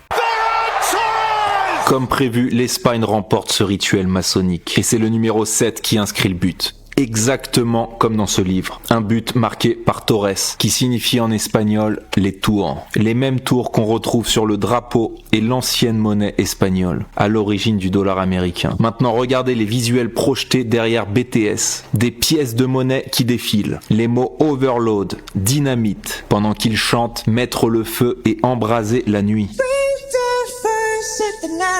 Et au même moment, on a l'Espagne qui brûle. Et juste après, Shakira et Burna Boy arrivent avec le même message. Depuis le début de la Coupe du Monde, des incendies se propagent pour évoquer l'effondrement du système monétaire. Justin Bieber lui est annoncé par ses initiales JB, comme pour Jacqueline et Boas, les 2 piliers maçonniques. Et la veille, il portait un t-shirt Nouvel Ordre Mondial. Ensuite, on a la malle Louis Vuitton qui arrive, avec l'apparence d'un ornement maçonnique. Elle s'ouvre en 2, comme 2 tours qui s'écartent. Déjà vu aux cérémonies de Los Angeles, avec au centre le trophée, symbole du nouveau système qui émerge après la destruction de l'ancien. iShowSpeed parle d'unité autour d'un ballon géant au-dessus de New York, comme dans Independence Day. Le ballon, c'est l'esprit de ruche. Et pour finir, Tom Cruise vient nous parler du dernier chapitre. Sur un ton à la guerre des mondes, où une menace force l'humanité à s'unir. A force that unites people. Donc tout ça, c'est un méga rituel psychologique, une programmation de masse orchestrée pour préparer vos esprits au contrôle centralisé. I'd assume 99.999% of that goes over most people's heads, but we know better, don't we? We've been down enough rabbit holes by now. There were some very obvious other messages in there involving the 2 pillars and the imagery shown, but I think that was left out intentionally for a reason, because, well, I've learned the hard way recently that there are just some things we can't talk about. You're never going to post a picture again when you go outside after watching this video. This guy says you're never going to find me. I'm literally on a random beach, but it's not random because I found the exact coordinates where he's standing. This is day 14 of doxing my followers. First of all, I immediately knew that this was going to be somewhere in the UK because that's clearly UK sand, and this water looks quite depressing, so I knew it must be UK. I also knew that this couldn't be north of England or Scotland because if you look carefully, you'll notice that this area of the picture is quite blue. Now, for anyone that lives in the north of UK, this is what we call the sky. I know this might come as a shock to you guys up there since you never get to see the sky because it's always surrounded by clouds, which is exactly why I thought that this must be somewhere in the south of UK. But that's still like 2,000 kilometers of coastline, so it would be almost impossible to pinpoint the exact beach. Almost impossible. Now, at this point, I went on LinkedIn and I searched for people with his exact name living in the UK. And to my surprise, I actually found him. And it turns out that I was right, because he's from Bexleyheath, which is in the south of UK. Then I noticed something in the original picture he sent me. I noticed these lines barely visible in the ocean, and I thought these had to be offshore wind farms. So I went to this website, which has a map of all the offshore wind farms in the UK, and I looked at all the ones closer to Bexleyheath, but none of the beaches in that area looked quite right. That's when I noticed this one down here. And after scanning that shoreline, I found this street view on Brighton Beach. That's the exact same beach, and those are the exact same wind turbines. And I still get called the weird one for scrubbing all my social media and deleting it coming up to, 10 years ago now. fire on Antarctica. So you have a Starlink? Yeah. Okay, it's confiscated. We will receive it on the way back. Now, I will agree, when I first watched this, I thought this was very strange, but after doing some research, it does make sense, at least mostly. This video allegedly shows the very first live stream from Antarctica. We then cut forward to a different point in the stream, and there's somebody coming up to him, confiscating his Starlink, though we're led to believe that they're not going to let him stream at all. Now, for a long time, there have been numerous conspiracy theories about Antarctica and what's going on there, so this really feeds into people's belief that something is going on there, and clips from the stream are posted with the false caption that he's in trouble for doing this. In reality, there's no actual law in place stating you can't stream here. Instead, many expeditions won't let you bring your own internet there because they want you to pay for theirs. Notice, this guy did not get in trouble while he was on the land. Notice, he got in trouble in the ship, so it makes complete sense at the end of the day. I can get behind that explanation. You and I both know by now that people will omit certain details if they think it will help their reach and the virality of their posts, right? Completely ignore fact and logic altogether most of the time. That's the danger of misinformation these days. Yep, the Pacific is heating so fast the scale used to rate it does not go this high, with warnings now stating it will be much hotter than they initially thought, and this might put us in the danger zone. People were terrified after 9 out of 10 forecast models came back above anything ever recorded. The water heating so fast the life underneath is shutting down. Half of the world's coral turning bone white, and everything the sea loses comes back at us on land. In food, it stops giving, and the heat it starts releasing. Hunting reports show the heat exploding roads upwards, launching a car into the air, planes grounded because the air is too hot to hold them up, shellfish cooking alive in their shells on the beach, sidewalks reaching temperatures that send people straight into burn units, and this is all expected to more than double in the coming month. But it gets much worse, as when it fully peaks, forecasters expect global temperatures to hit levels never once recorded month after month deep into next year, and scientists warning heat this strong could shove the planet's weather into a new pattern that locks in for decades. And the heat the ocean is soaking up right now will not hit the air for months, meaning next year takes the full blast, with nearly 4 out of every 10 predictions on Kalshi already saying the 2027 year is going to become the hottest year ever recorded. 2027 being the hottest year ever recorded. I believe that wholeheartedly. This year is a precursor, a peak of what's to come in many different ways, actually. The day is here, 7/13. That's July 13th, today. I promised you I was going to reveal something because I found something. It was thrust upon me. I didn't ask for this. Now, I've been through a lot. Okay, I went on social media, you know, and I started talking about it. I didn't want to do that. Okay, I didn't choose this. It was thrust upon me. I saw something and I thought, you know what, I can't keep this quiet. People said I'm crazy. People said I'm trying to, I don't know whatever it is. You know, I've been through a lot. My account got hacked twice. People trying to shut me down so that I don't get this out. Okay, but I need to get this out. For that very reason that people are trying to stop me, for that very reason, I fought to get the account back, and I felt like I owed it to you, to the people that are following me and are, you know, trusting that I in fact am, you know, I have material behind what I'm saying, right? I'm putting my money where my mouth is or whatever. Okay, enough. Here we go. 7/13. You wanted it. Here it is. I delivered.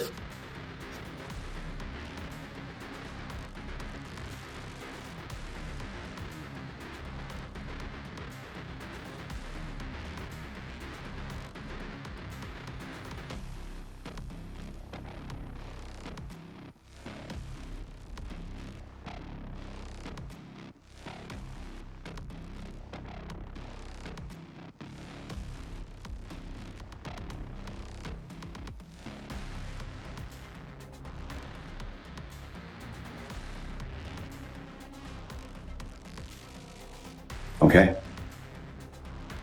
Enough said.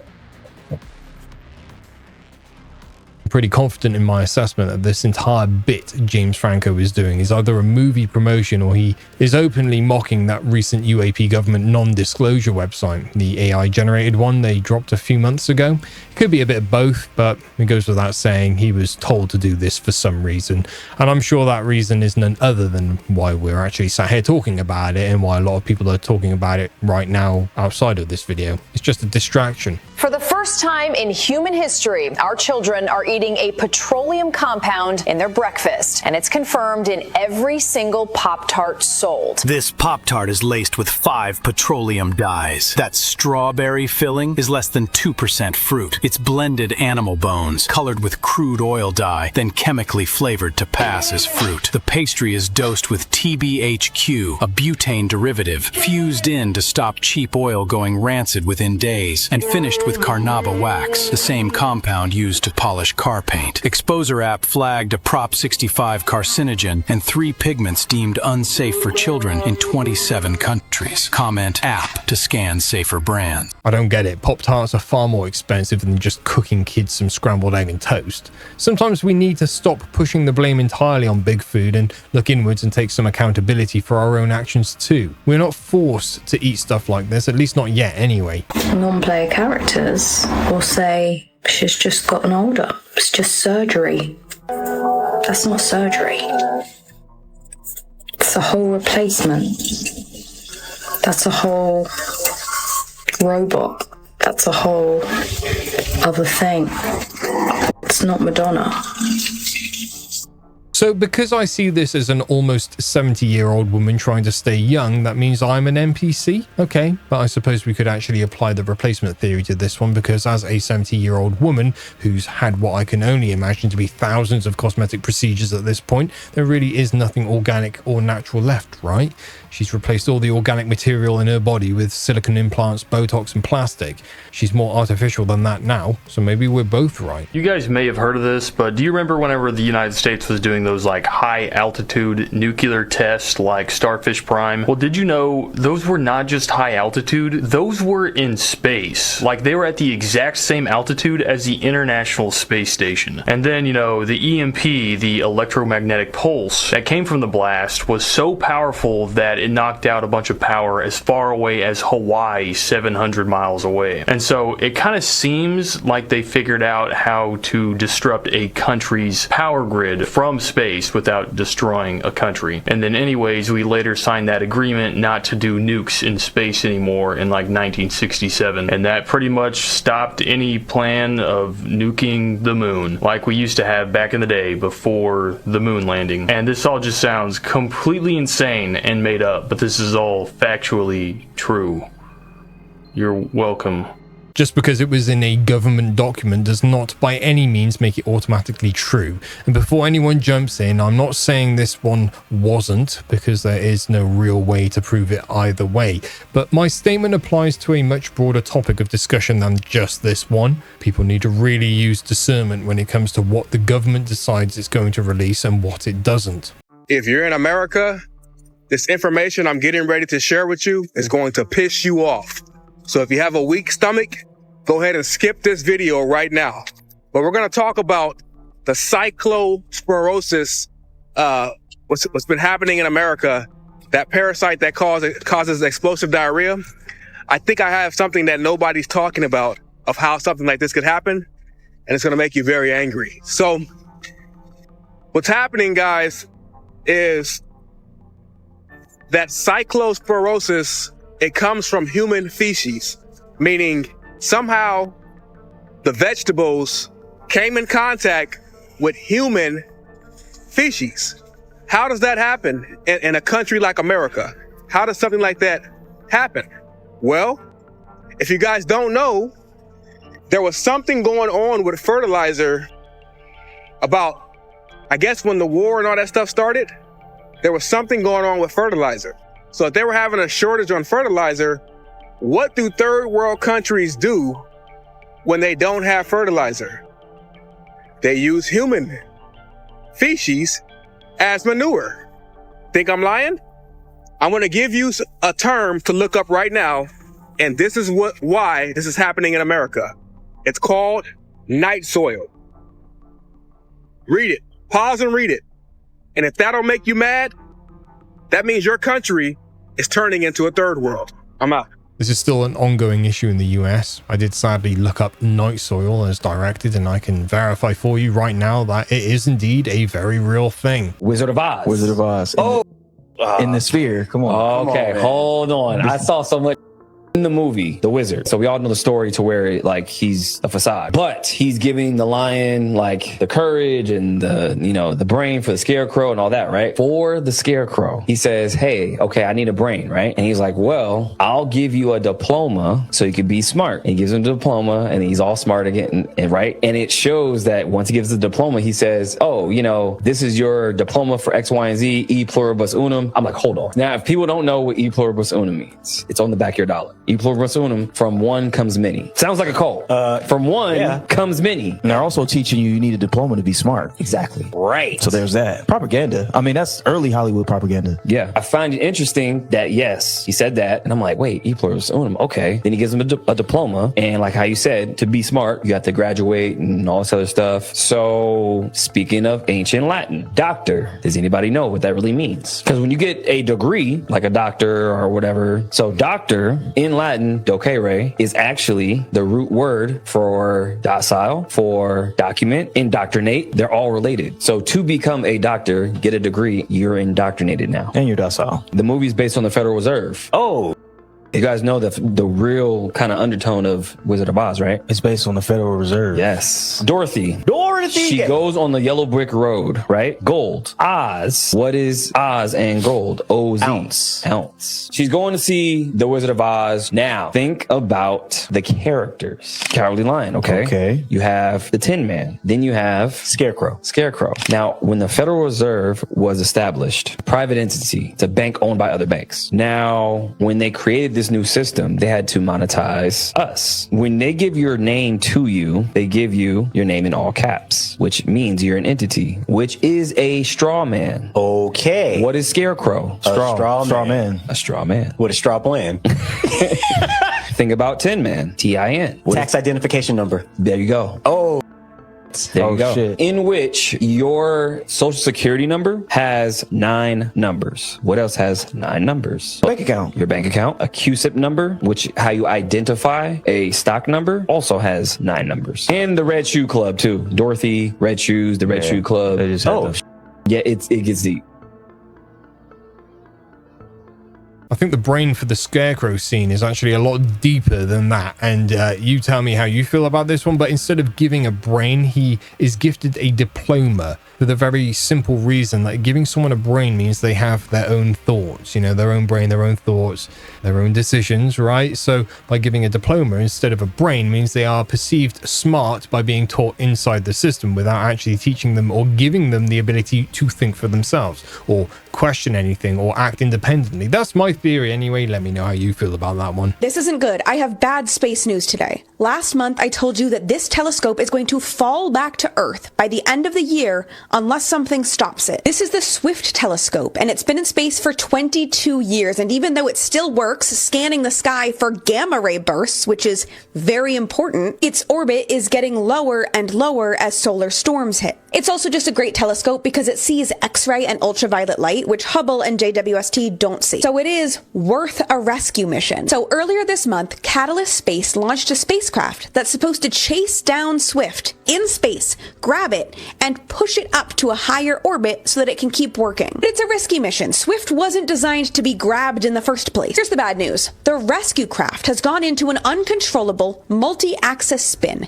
2 of its 3 reaction wheels are not operable, and the cold gas thruster system is also not working properly. And because it's spinning like that, communication with the spacecraft has been sporadic. Good news is that everything else is still working, and they're not giving up. They're going to do everything they can to regain control of the spacecraft so that they can continue the mission. And if they can't, that telescope will have an early end as it re-enters Earth's atmosphere before the end of the year. It wouldn't be interesting if they didn't give those paying attention a little entertainment factor, right? If you catch my drift. Hey, it's Glamham. Remember this? The Mexico radar anomaly in Guanajuato, Mexico? What the?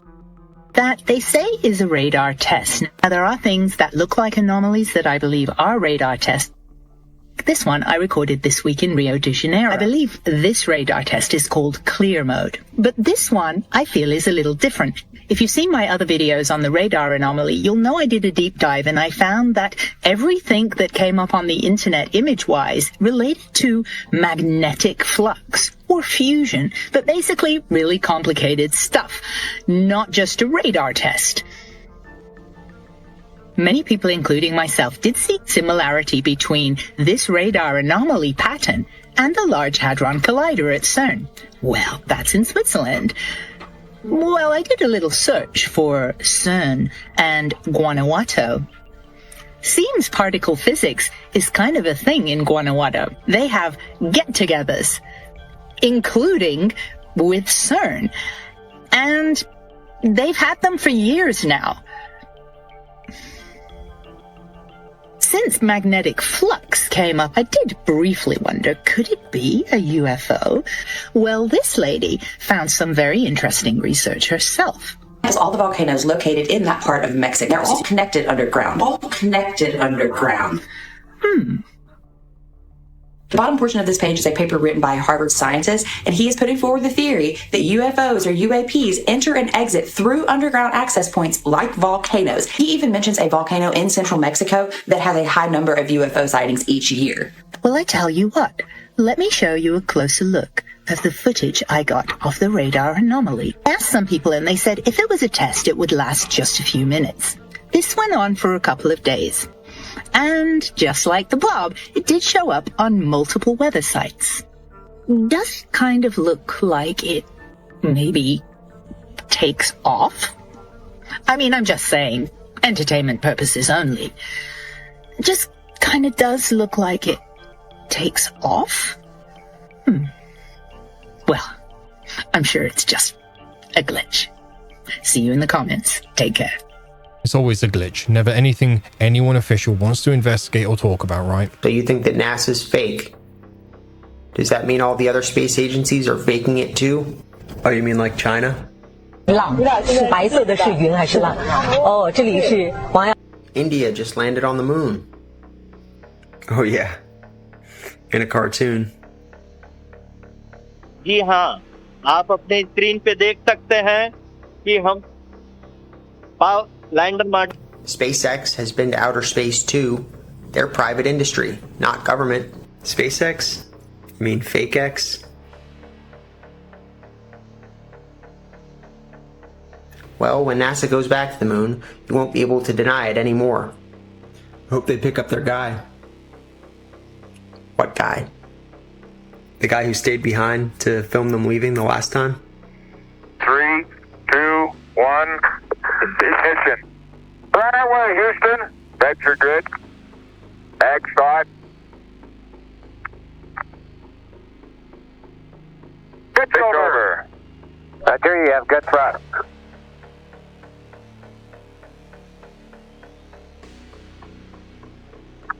Okay, 30 seconds.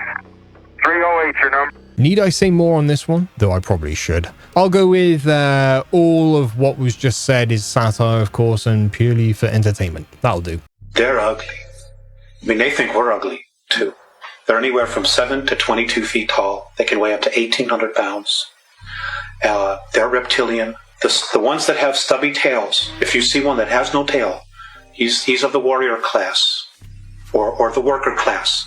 The longer the tail, the higher their rank. When you see one with long tails, with winged appendages, he's considered royalty. Whenever you see one, you ought to just run like hell. You shouldn't approach it. You shouldn't provoke it. Just get the hell out of its way. Just get out of its way. Just run.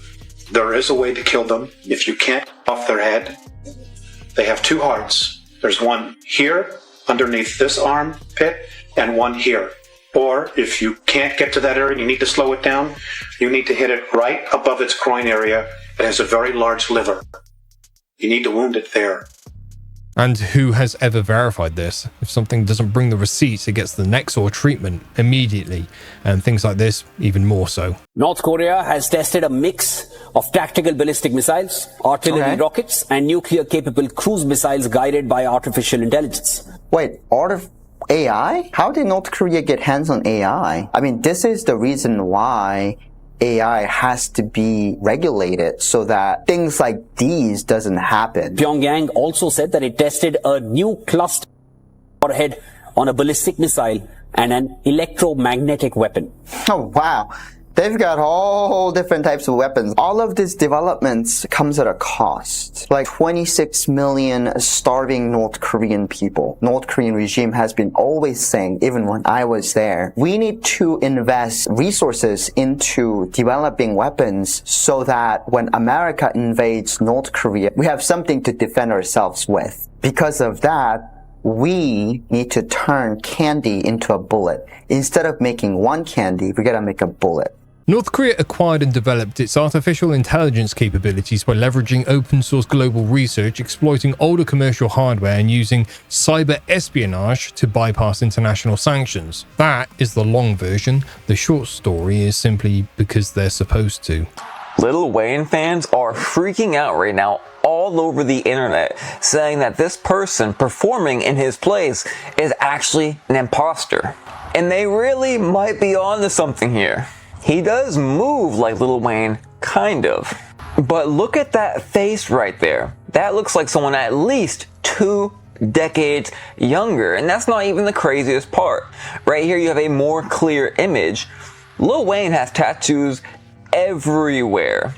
And you really can't see any. Sure, you could say that's the camera, but again, this is a pretty clear picture. And a quick by the way before we get into these tattoos, the Conspiracy Mail Club is now live. Physical mail to you every single month. If you want to join the mailing list, say Mail Club below. They may be destroying all the books, but they can't destroy our copies of these books.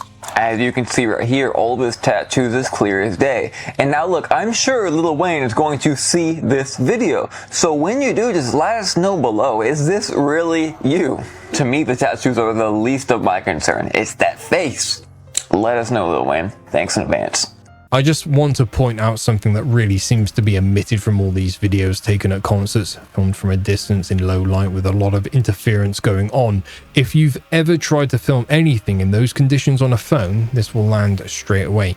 When they're filming a subject on stage at that distance, a lot of our smartphone cameras now have AI upscaling automatically built in, which will try and enhance the image as best as it can, and it can often just smooth something over, or even give the image the appearance of tattoos being removed with already faded tattoos. The AI upscaler built into the smartphone is going to just assume that there's skin there, which may, and I'm not saying that it is for definite, I'm saying this is one logical answer. It may be the reason people are seeing this particular video go viral. Someone's phone camera just filled in the blanks as best as it can, which means it didn't have enough detail to put the tattoos there. But you can see in some cases it has managed to do that. Also comparing an image from 20 years ago to a poor quality video that was taken just last week, well, those two things are just not comparable.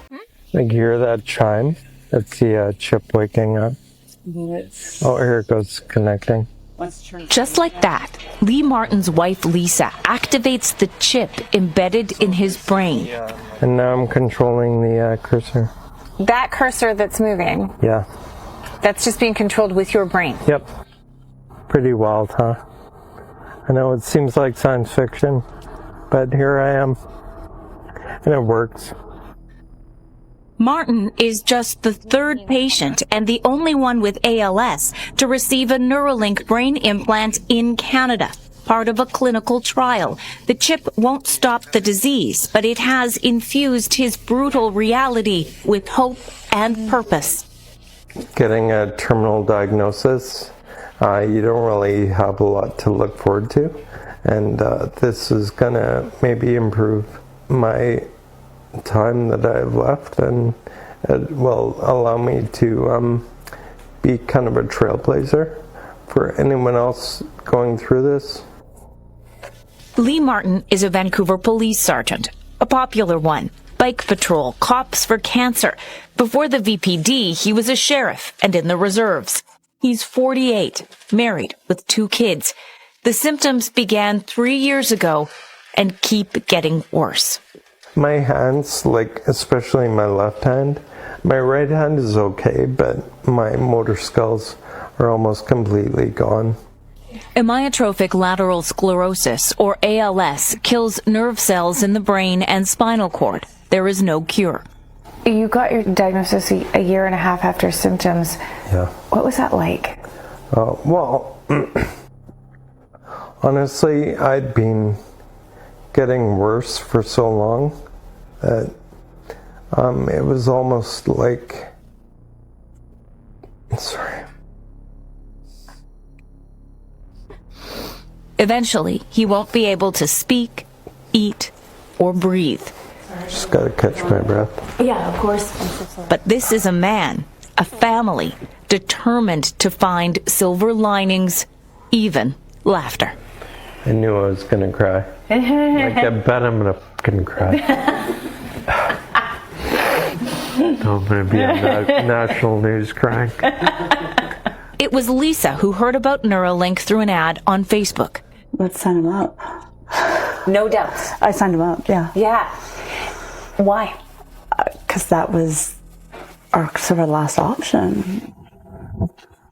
Neuralink is a startup owned by Elon Musk, blurring the boundaries of human and machine. More than 1,000 tiny electrodes, each thinner than a human hair, are inserted into the brain's motor cortex. When successful, those electrodes send signals through Bluetooth. Yep, the same Bluetooth you use for a wireless speaker, allowing a patient to control a computer cursor with their thoughts.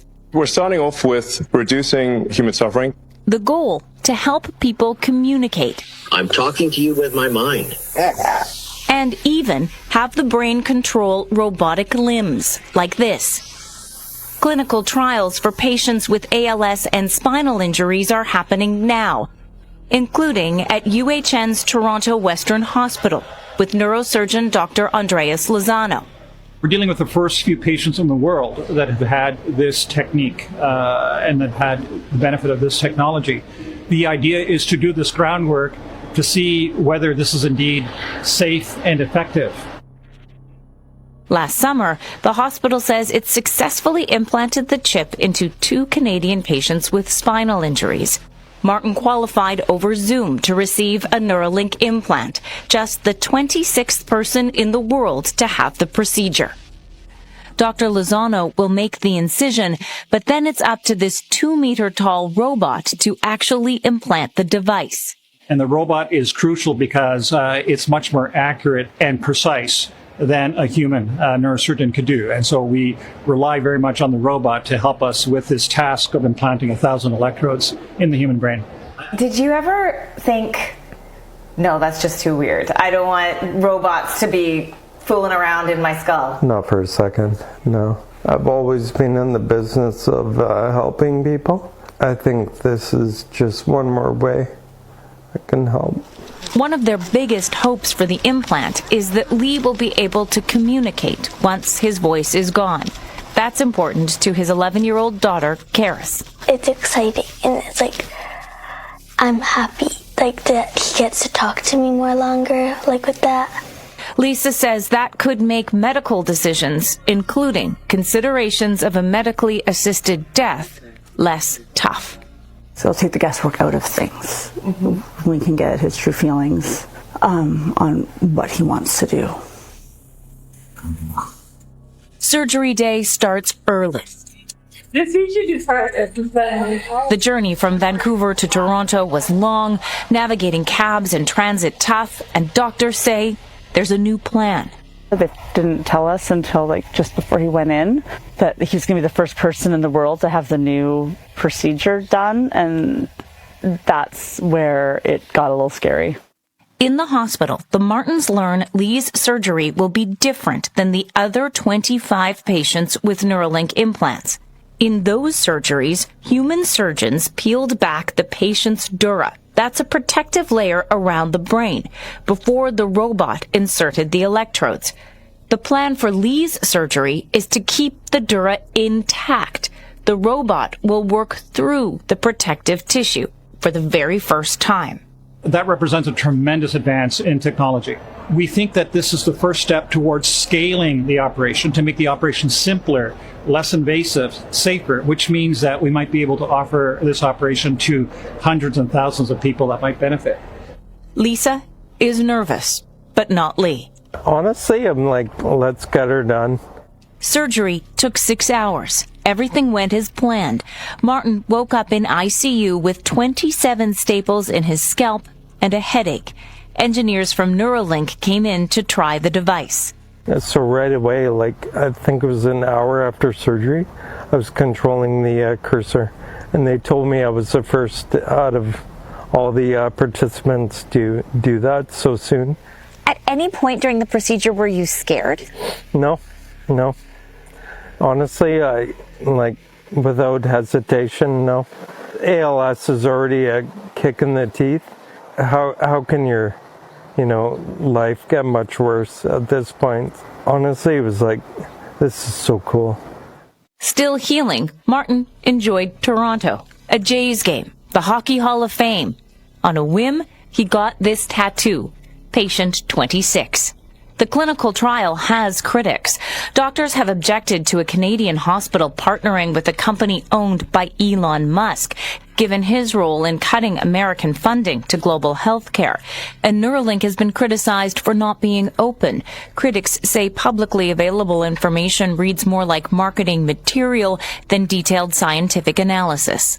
Toronto Western says the decision to participate is in the best interests of patients and science. It has gone through a series of ethical screens and has passed all of them. Hey, who's ready to get started? Just a couple of weeks after surgery, Lee was the official ambassador at this ALS fundraising walk. Like the chip in his brain, he sees it as a way to help, to find meaning in the face of the disease. I wouldn't wish it on my worst enemy. It's terrible, but with all of you, I hope we can find a cure. Here, come here. Come sit on my knee. For now, he can still ask his daughter to hop on for a ride. Whee, hang on. Still laugh, still share stories, make plans. And when that goes away, he hopes science will help him enjoy these people, this life, just a little longer. Without saying the quiet part out loud, I really do think there's a reason they're trialing the Neuralink on people who are, for lack of a better word, suffering like this. It plays right into their campaign for Neuralink, that it's for the benefit of humanity, that it'll solve these kinds of problems we face as humans. No one wants this to happen to them, and to be seen doing something about it, improving life for people afflicted this way, seems like a really good thing. Only positive, right? I'd caveat that with something to the contrary, my own personal opinion, but I think I'd be touching on something a little too dicey, so I'll reserve my opinion and my thoughts on this one, but I think you know what I'm getting at. Scientists may have just found a way to test whether DMT entities are real. When people take a high dose of DMT, they meet beings, apparently autonomous, intelligent, and behaving in ways that are completely unpredictable, and they consistently describe them as more real than real. Science has generally dismissed it as a hallucination, the brain running unconstrained, generating imagery of autonomous beings from noise. But a new preprint from neuroscientist Andrew Gillimore, cognitive scientist Donald Hoffman, and mathematician Nif Hermanson suggests otherwise. Their argument starts with Hoffman's framework called conscious realism, in which reality is made entirely of interacting conscious agents, and what we call the physical world is just our species-specific interface with that network. It built us to see reality usefully, not necessarily to see it accurately. Like icons on a desktop, they're useful and functional, but they don't show you what's happening inside the computer, which means most conscious agents in the network are simply invisible to us, because our interface was never designed to perceive them. The paper proposes that DMT perturbs that interface enough to push consciousness outside its normal range into regions where traces of normally imperceptible agents can suddenly be rendered as stable, coherent experience. The mathematics on this predicts three things: that you'd experience these beings as having more dimensions than normal, that the beings would appear to have godlike capabilities from your perspective, even if those capabilities are routine from theirs, and that they behave with genuine autonomy that you couldn't have generated yourself, which is exactly what people report. There's also a problem with the hallucination model. When the brain hallucinates freely, in dreams, in psychosis, it generates humans and familiar animals. That's what the pattern detection machinery evolved to produce. But fewer than 5% of DMT entity encounters involve humans. The beings have no referent in human evolutionary history whatsoever. So the team is proposing experiments. Using extended state DMT infusion, which can hold someone in the DMT state for up to 2 hours, they want to test whether entities can track hidden variables the subject has no access to, and whether isolated subjects encountering the same entity show correlated reports. This could be falsifiable, rigorous, and potentially one of the most consequential experiments ever designed. The entities may still be hallucinations, but this paper makes a compelling case for actually testing that assumption. You can click the link in my bio for the full breakdown, and to sign up to my newsletter for the stuff that I can't share here. I've always found DMT experiences fascinating. I've had a loose experience personally when I was younger in my late teens, but nothing since, out of choice, because it was a bad experience and extremely terrifying. For the record, I was unaware that the whole experience was even going to take place. I was spiked, and it was not cool. Entrance means in trance. In order to astral project and get outside your body, you must place yourself in a trance, in a semi-conscious state of consciousness between half awake and half asleep. When words like this have a double meaning, it's kind of hard to ignore the hard fact that English is entirely built this way, with what I believe to be complete intention. Fauci's personal diary, and I'm quoting, "Big front page article about me appeared in the Washington Post. Very flattering. The situation with my national and international fame is explosive and really unimaginable. It is not hyperbole to say that today I am the most famous and talked about person in the country. Countless profiles on me in multiple media. I cannot even read all the things that are written about me since I am so busy. Seriously." Like, what? Are you kidding? You're like a 15-year-old girl? This is insane. How reassuring it would be if his diary was like, "We're taking over the world. We're poisoning people with gene therapy. They think it's a vaccine. I talked to my masters in Tel Aviv this morning. We're almost there. We almost have them." You'd be like, okay, at least I know what's going on. But this evil mastermind is talking about his cable news hits and how famous he is? I mean, barf. People talk about Fauci's personal diary like he was at home like a, I don't know, 90s schoolgirl with his glitter pen drawing hearts writing "Dear Diary." It just wasn't that. It isn't that. And I'm not convinced it's the document people are being told it is, and it's just reheating old talking points for reasons that have yet to come to light, keeping the controversy alive, ready for, well, whatever comes next. My opinion only, not fact, of course. I don't have a crystal ball. I just notice patterns. Did you know that when we stop dreaming, that means that every single version of us in every single dimension and universe has completely finished their mission and their task and has returned to source? And you, the one that isn't dreaming, is the last version of yourself in every single universe. That is the most mind-blowingly true thing I've ever heard, because I've always known that I'd be the last bloodline. And I'm the last of my family and my bloodline. I always knew without knowing, but I knew when I was a kid that I would also be the last of my spirit family who all chose to come to Earth. And I am. As of this year, the last 6 of them all went back, allowing me to absorb their power and their energy, which is why I'm here and so powerful and have the platform that I do. But that blew my mind because it makes so much sense when you stop dreaming, because dreams are just what you're experiencing in other realities, other universes, other dimensions. So when you stop dreaming completely, that means every other version of yourself out there is completely over with. I think that's kind of cool.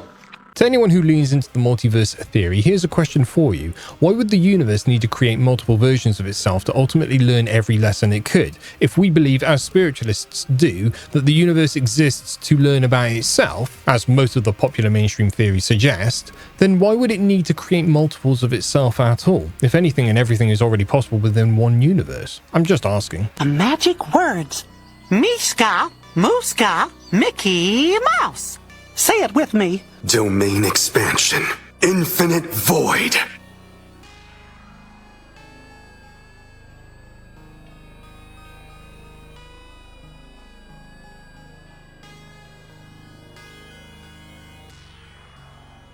Yeah, the polarized lenses are all cool and all that, but does anyone want to tell me what all those fish were waiting for? Well, orcas in particular, because they have languages that we can't decipher. Languages, specialized diets. And don't kill people for some strange reason, ever. Except when they're in captivity. That's right. I did a thing in Baja, Mexico, where we were just cruising on this little panga, this little fishing boat, and we saw these orcas go by, and we ran the boat up ahead and jumped in, and the orcas came up, and they just circled us, just looking at us with their big eyeballs. Whoa. And it was me to you from orcas, and they did two circles around us, what are these things? Then we're just meh, boring, and kept swimming. They must know what a person is, right? I'm of the opinion that orcas are the most intelligent being in the ocean, maybe even the world, possibly even smarter than us because they don't kill humans, and we can't seem to stop killing each other, you know? That fact, among other reasons, is why I think they're just very interesting. You're welcome to think that's soft. I'll stand by it. There are so many crazy things happening in the world right now. There's a British AI influencer named Shudu who has been named among the world's highest earning influencers. Shudu has made over $1 million in 2026 so far. These robot dogs with Elon Musk's face on them are still wandering the streets of San Francisco. Norway is now restricting AI access in schools for kids from 14 to 16 years old and banned it completely for any kids under 13. The world's most famous Loch Ness monster hunter has officially declared that after 60 years of research, it all wasn't real. There is a man who was selling cubes of trash from Taylor Swift and Travis Kelce's wedding. He described the trash literally as collected from the edge of a love story outside Madison Square Garden and was listing them for $25 each. This is an actual concept for a spy drone in China that would basically be a less than 1 centimeter mosquito. I'm a Dorian, follow to stay in the loop. Look, I'm a lot less concerned about the guy selling Taylor Swift's wedding trash and more concerned about why they were allowed to leave trash behind in the first place for him to make that stuff.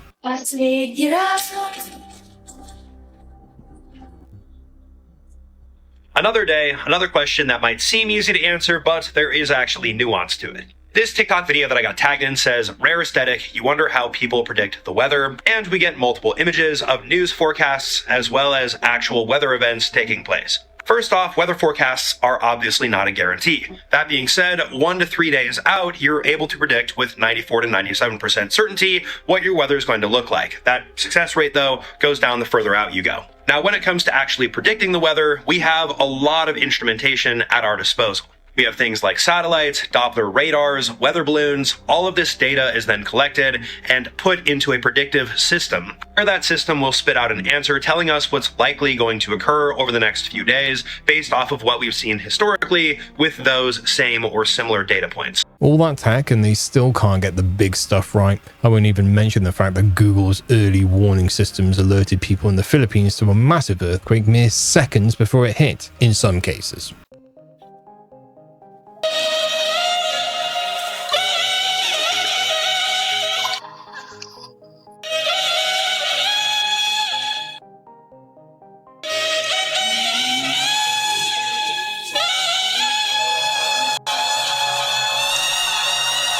What century was this video taken in for those pirate ships to be out at sea like that? Were they tourist boats, like themed excursions or something? Because if that's the case, anyone on board those will be getting the real pirate experience of being stuck at sea during a storm. Not something I'd personally pay for. This might be the most Black Mirror in real life thing that I have ever covered on this channel. Apparently AI companies are bulk buying rare books, harvesting them for premium data, and then shredding the originals. In a recent investigation published by 404 Media, they found a service called ISB NDB that facilitates anonymous orders of rare books up to 1 million at a time. In this market, books that came out before 2022 are sold at a premium because they are more likely to contain original, uncontaminated content. AI relies on vast amounts of data to advance, but it can't just be any data. It has to be premium. And post 2022, we've been inundated with what is commonly referred to as AI slop, which contaminates the data pool and is counterproductive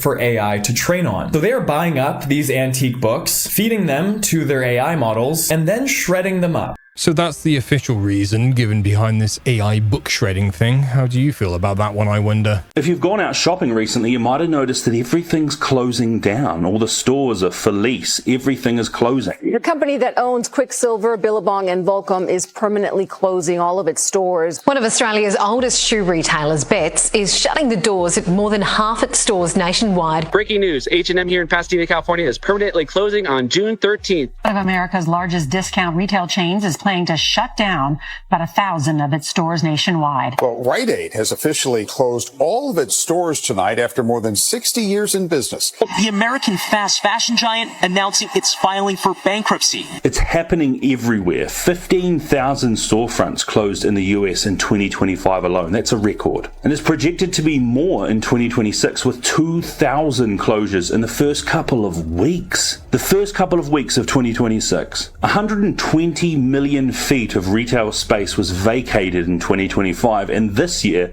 it's already 110 million. We're set to break records in all the wrong ways. In the UK town centre high streets and enclosed shopping centres, they've lost nearly 25 to 30% of their physical chain outlets. And in Canada, Australia, New Zealand, it's all the same. Some of these malls now are just ghost towns. Online shopping has taken over and it's all home delivery now, but it's destroying the whole shopfront environment. Everything's closing down. What's it going to look like in 20 years? What's it going to look like in 10 years?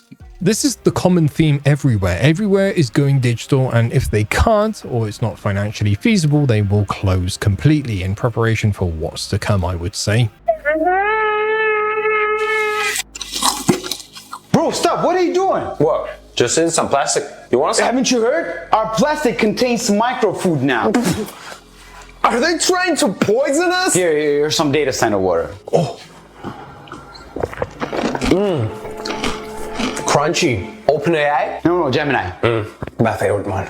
This isn't even satire anymore. This is becoming a disturbing future that they actually seem to want for us. Tell by my attitude that I most definitely from Humans are more trash than the trash, in my opinion. It doesn't matter if it's after an event or anything like that, it still doesn't make it acceptable. We have some crazy things happening in the world right now. Squeeze Ass is the randomized license plate that a 77-year-old woman in Florida was given by the state, and she's speaking out against it. I live in Florida, I'll buy that offer.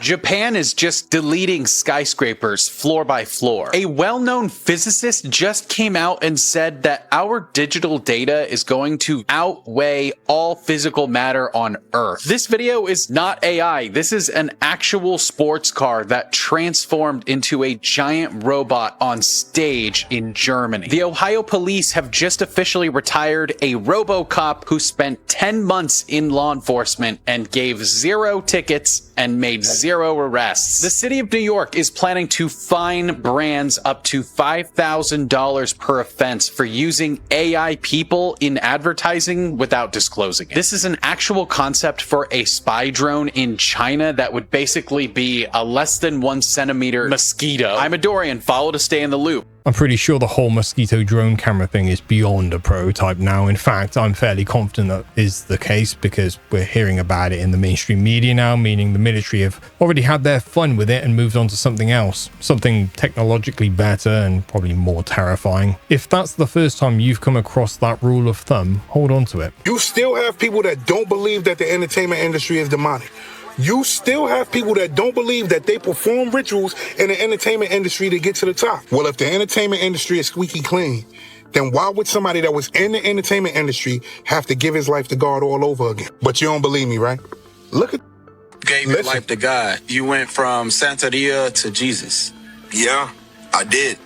Do you feel like you sold your soul at one point? Listen. I thought about maybe I did because I was getting what I wanted. I would make offerings and I was getting everything I wanted. Listen. I got the cars, the condos, the TV shows, the this, the that, the everything was popping. I beat an armed robbery charge on camera. It works. Is it real? Like, yeah, it's as real as this table is, my brother. When you say sacrifices, like what? Like chickens or like chickens, anything. They tell you whatever you need done. They'll tell you a specific animal to get for it. Who tells you? Your Babalawo. Would it be like a voodoo priest? Yeah. So you go to him like, look, I need to beat this case. Yeah. Go, all right, go get a chicken. I had to go. This is what you gotta do. I had to get a turtle. They did a tongue.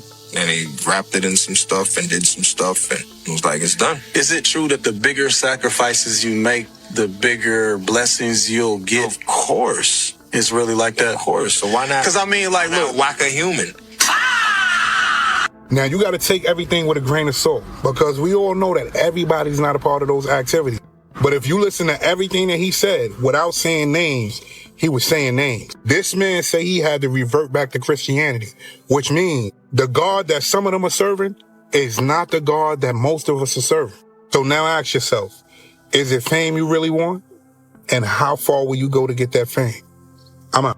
I did listen to everything he was saying, and it sounded a lot like the things everyone in that entire space is saying and claiming. They all want to cash in on the satanic panic happening right now. They have all adopted the same dark themes, the same scripts, the same stories. And why? Well, because it sells. It markets itself, given the amount of content that gets made about these people the moment they say something controversial. Controversy is the new sex when it comes to sales. Here's some things happening around the world outside of the United States. This was a cloud over China recently that looks just like a rainbow feather. This is a picture of a new uncharted island that was discovered this year off the coast of Antarctica. And it looks like if you get there on time, you could just claim it for yourself. South Korea's military is struggling with plastic surgery from Gen Z soldiers. This is a growing trend for South Korean soldiers, fueled by rising military pay and then the aggressive marketing that the clinics are doing. It's causing operational disruptions where one soldier even was excluded from training when he returned from leave because he came back with an unhealed nose job. This is triggering resentment among the other soldiers who have to cover their workload while their recovering soldier friends receive special accommodations. A man in China had a metal chopstick removed from his throat after swallowing it while drinking 8 years prior. He decided to live with it because he didn't want to have surgery, but now that it was removed, it was revealed that his vocal cords had not been harmed at all. My name's Adorian. Follow me to find out what's happening tomorrow. Nah, I'm sorry, but bro was doing something weird, and he knows he was doing something weird. He had to come up with a cover story because there's no way he accidentally swallowed a whole metal chopstick that size. Also, that x-ray is nuts. Did he just not nod for 10 years or what? Nothing adds up on that one. You need some help? No, good. All right. Mark? Sorry about this. Don't worry about being a what, Mark? No. We're not even yelling at you. Yeah. Yet. We're not going to yell at you. No, of course not. That is a warm hoodie. Yeah, no, it's a thick hoodie. It's a company hoodie. We print our mission on the inside. What? Oh, really? God, the inside of the hoodie, everybody. Take a look. What is it? Making the world more open and connected. Oh my God. It's like a secret. Oh. Look at that. Making the world open and connected. Dream graph platform, and this weird symbol in the middle that is probably for the Illuminati. Oh, 2000. No, it's 2010. Oh no. I read Dan Brown on the... He kept that sucker on until he could no more. Bro was sweating buckets. But was it actually because of the heat or the topic of conversation being opened up? Ask any mermaid you happen to see, what's the best chicken? Wait, that's not right. I'm too hungry for this. Can we take a break? Chicken of the Sea's portable packets keep me going on busy days. They're packed with lean protein and they're mermaid approved. Ask any mermaid you happen to see, what's the best tuna chicken of the sea? Now, we love Jessica Simpson capitalizing on that funny moment from Newlyweds, but who is that? I guess it's supposed to be Jessica Simpson. All right, this is clearly AI. Look at her lashes. Look at her eyebrows.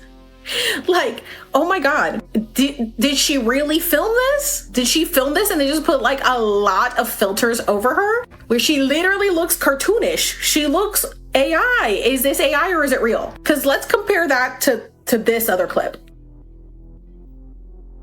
This is the way I gotta have it. Rope the lines around your head. Nope.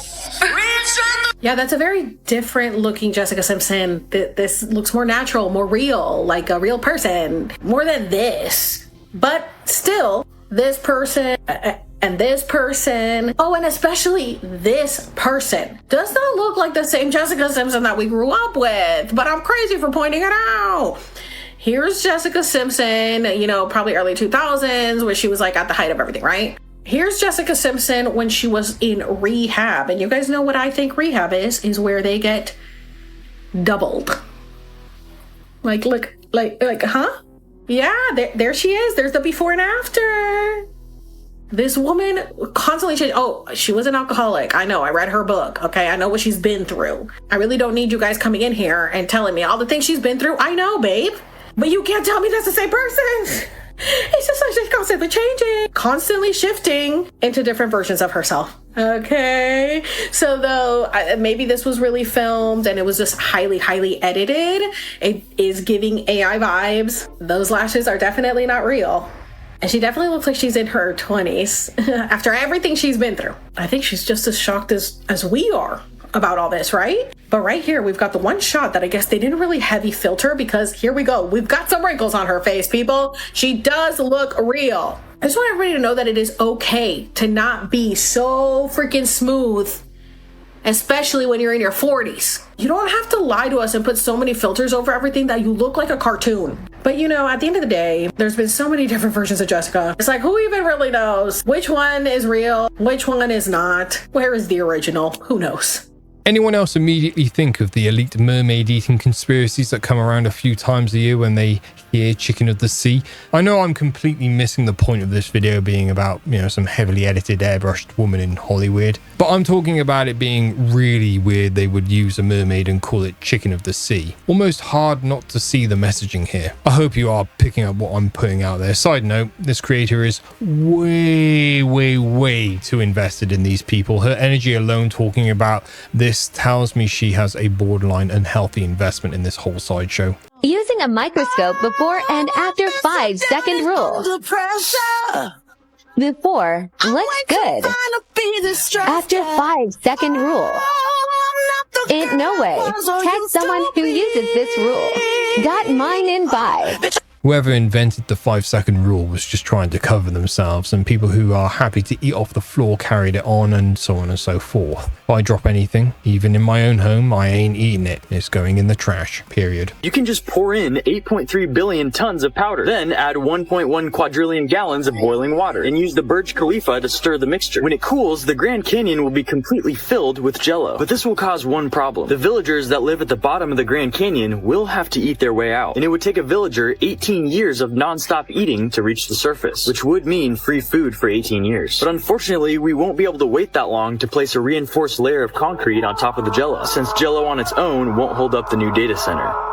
I feel like these clips are becoming exponentially more unhinged the further we get into this. Okay, so you got a car. That don't impress me much. So yeah. Correct me if I'm wrong, but the US also has backcountry roads like this too, right? Though the only thing I'm unsure of is the speed limit, because yes, country roads here in the UK like that are actually two-way and are actually 60 miles per hour usually, which is, it's nuts, man.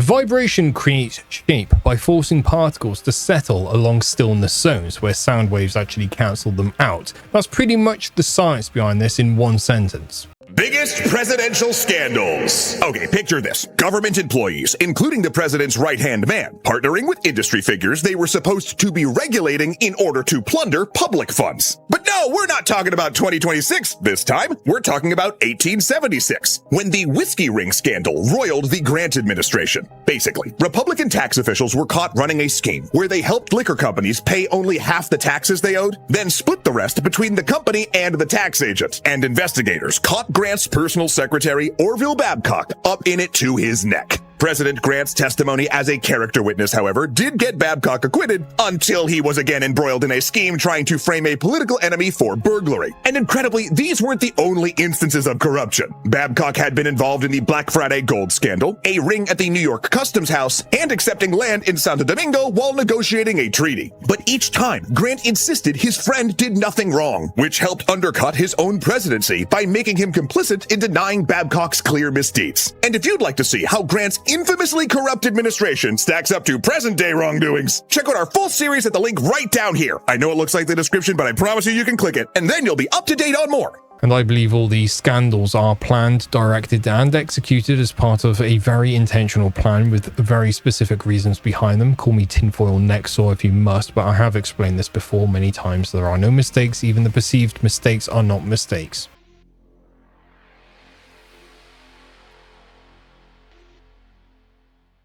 Because, and bear with me on this one, because it is my own personal theory, I believe it to be because these people did not actually paint any of those images. I know I'm going to get a lot of stick for that one, but it's what makes sense to me after finding out and piecing together what angle they are trying to push this whole Project BB towards, and that would be the time travel ultra-terrestrial angle, which, by the way, personally, I don't think it exists, and everything I just said was satire as well. It's for entertainment purposes, but you guys already knew that anyway, didn't you? Question everyone's asking right now is, why would China launch a rocket in a thunderstorm if NASA wouldn't? Just a few days ago, this picture went viral after a Chinese rocket was struck by lightning only 30 seconds after takeoff, and giving us one of the coolest pictures of the year. Now, both China and the US impose strict weather criteria before launch, because even though rockets are designed to survive lightning strikes, NASA has been burned twice already. When Apollo 12 was struck by lightning, temporarily knocking out spacecraft systems and almost forcing an abort. Then again in 1987, when lightning struck the uncrewed Atlas Centaur 67, causing a computer to malfunction and destroying the rocket. In this specific case, either the rocket slipped through weather criteria, or the conditions were judged to be acceptable. So we build planes that withstand lightning strikes pretty frequently, but you're telling me we still haven't built rockets that can?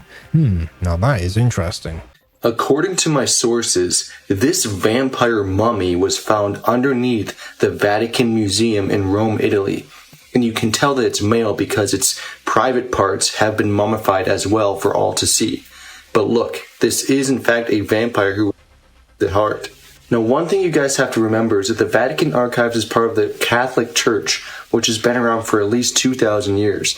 And they have miles and miles long hallways full of ancient human history, so it's 53 miles. And that is all not to be seen by the public, so who knows how much secret information they have hidden there. Not many people talk about this, I wish they did more, but if you want to learn the truth about everything, you have to go to where all the information is stored. The government doesn't have all this, it's the churches that have this, because they are the most powerful entities in the entire world, because they have the biggest grip on people's minds and they've been around the longest.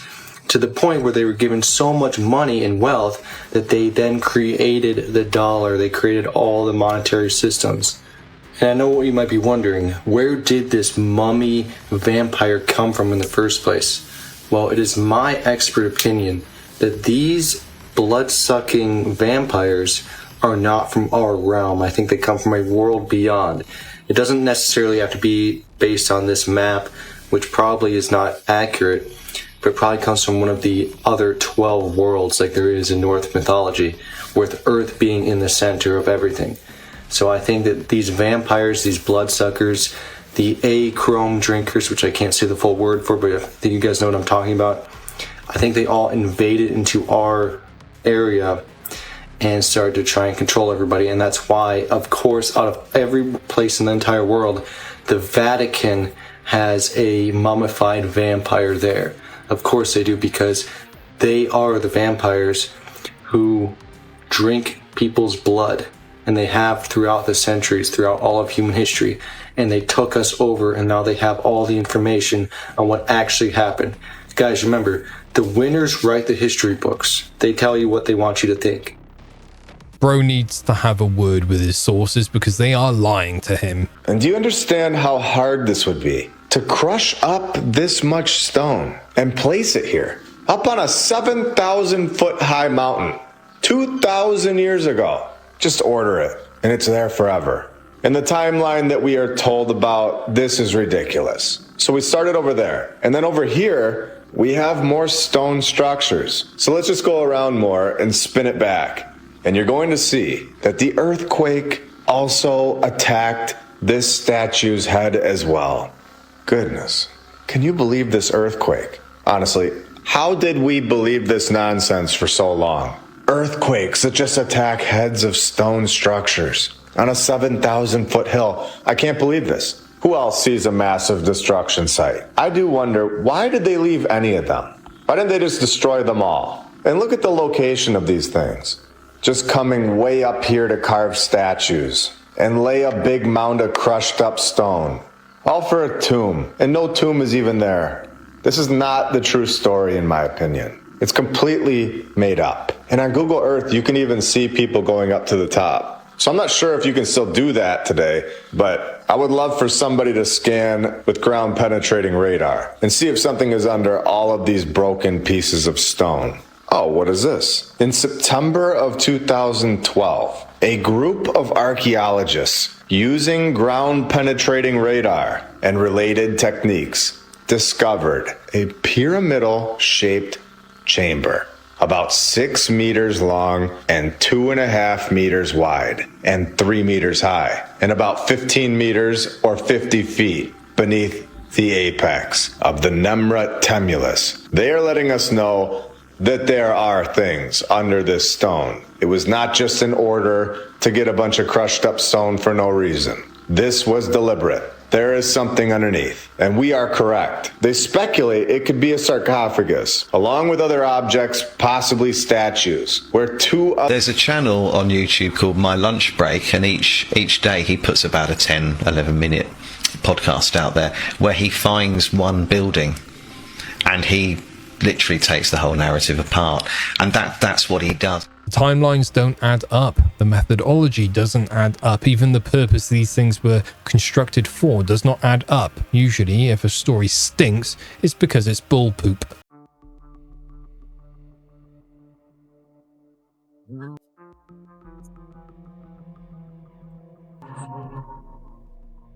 Traveling in a fighter combi. Depending on what way you look at it, some of the God-given food actually comes from the lab too, or is so far removed from its natural state, like hybridized fruit and veg, that it really can't be considered natural anymore. Next time you're stood in the supermarket, have a proper look at what you're actually holding. A 12-year-old girl invented a solar-powered blanket to keep the homeless warm in winter and help save lives. She was distressed by seeing homeless live rough out on the streets in freezing conditions in Glasgow, Scotland, where she lives. She sketched out a design, entered an engineering competition with over 70,000 entries across the whole of the UK, and she won it. The blanket is flame retardant, thermal, folds easily into a backpack. It lasts 8 hours with a compact battery, and it's now being manufactured and sold to homeless shelters and charities across Glasgow. We are getting some good news for a change. Sadly, though, I don't see this taking off because there is no company or government who is going to be making these blankets for the homeless for free.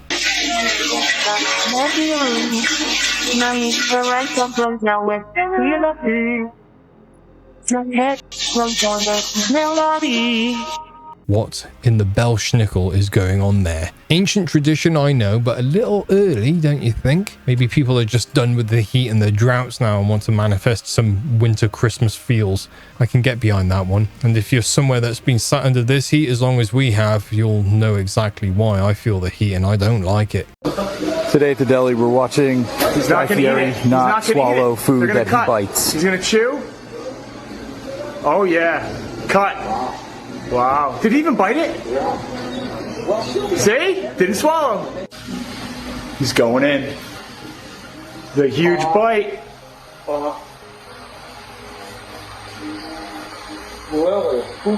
Swallow it. No! You know, we've reached the bottom of the rabbit hole when we get a Guy Fieri rabbit hole. Turns out bro's entire 20-year TV career was based on lies, but that's all we've got time for today. Thank you so much for joining me on this rabbit hole journey. It wasn't to find the bottom, but it was to find the thread, pull it out, and exercise our discernment. I think we did a cracking job of that, don't you? If you like what I did here today, just hit that like button. Let me know what you liked. Tell me what you want to see more of. I like the feedback. It helps me curate better episodes for your interests and helps us explore these rabbit holes more thoroughly. If you're new, I hope I earned your subscription today. If I did, hit that notification bell so you actually know when I drop tomorrow's episode. The most important thing that you can all do for me right now is stay safe, stay well, and stay curious. Until next time.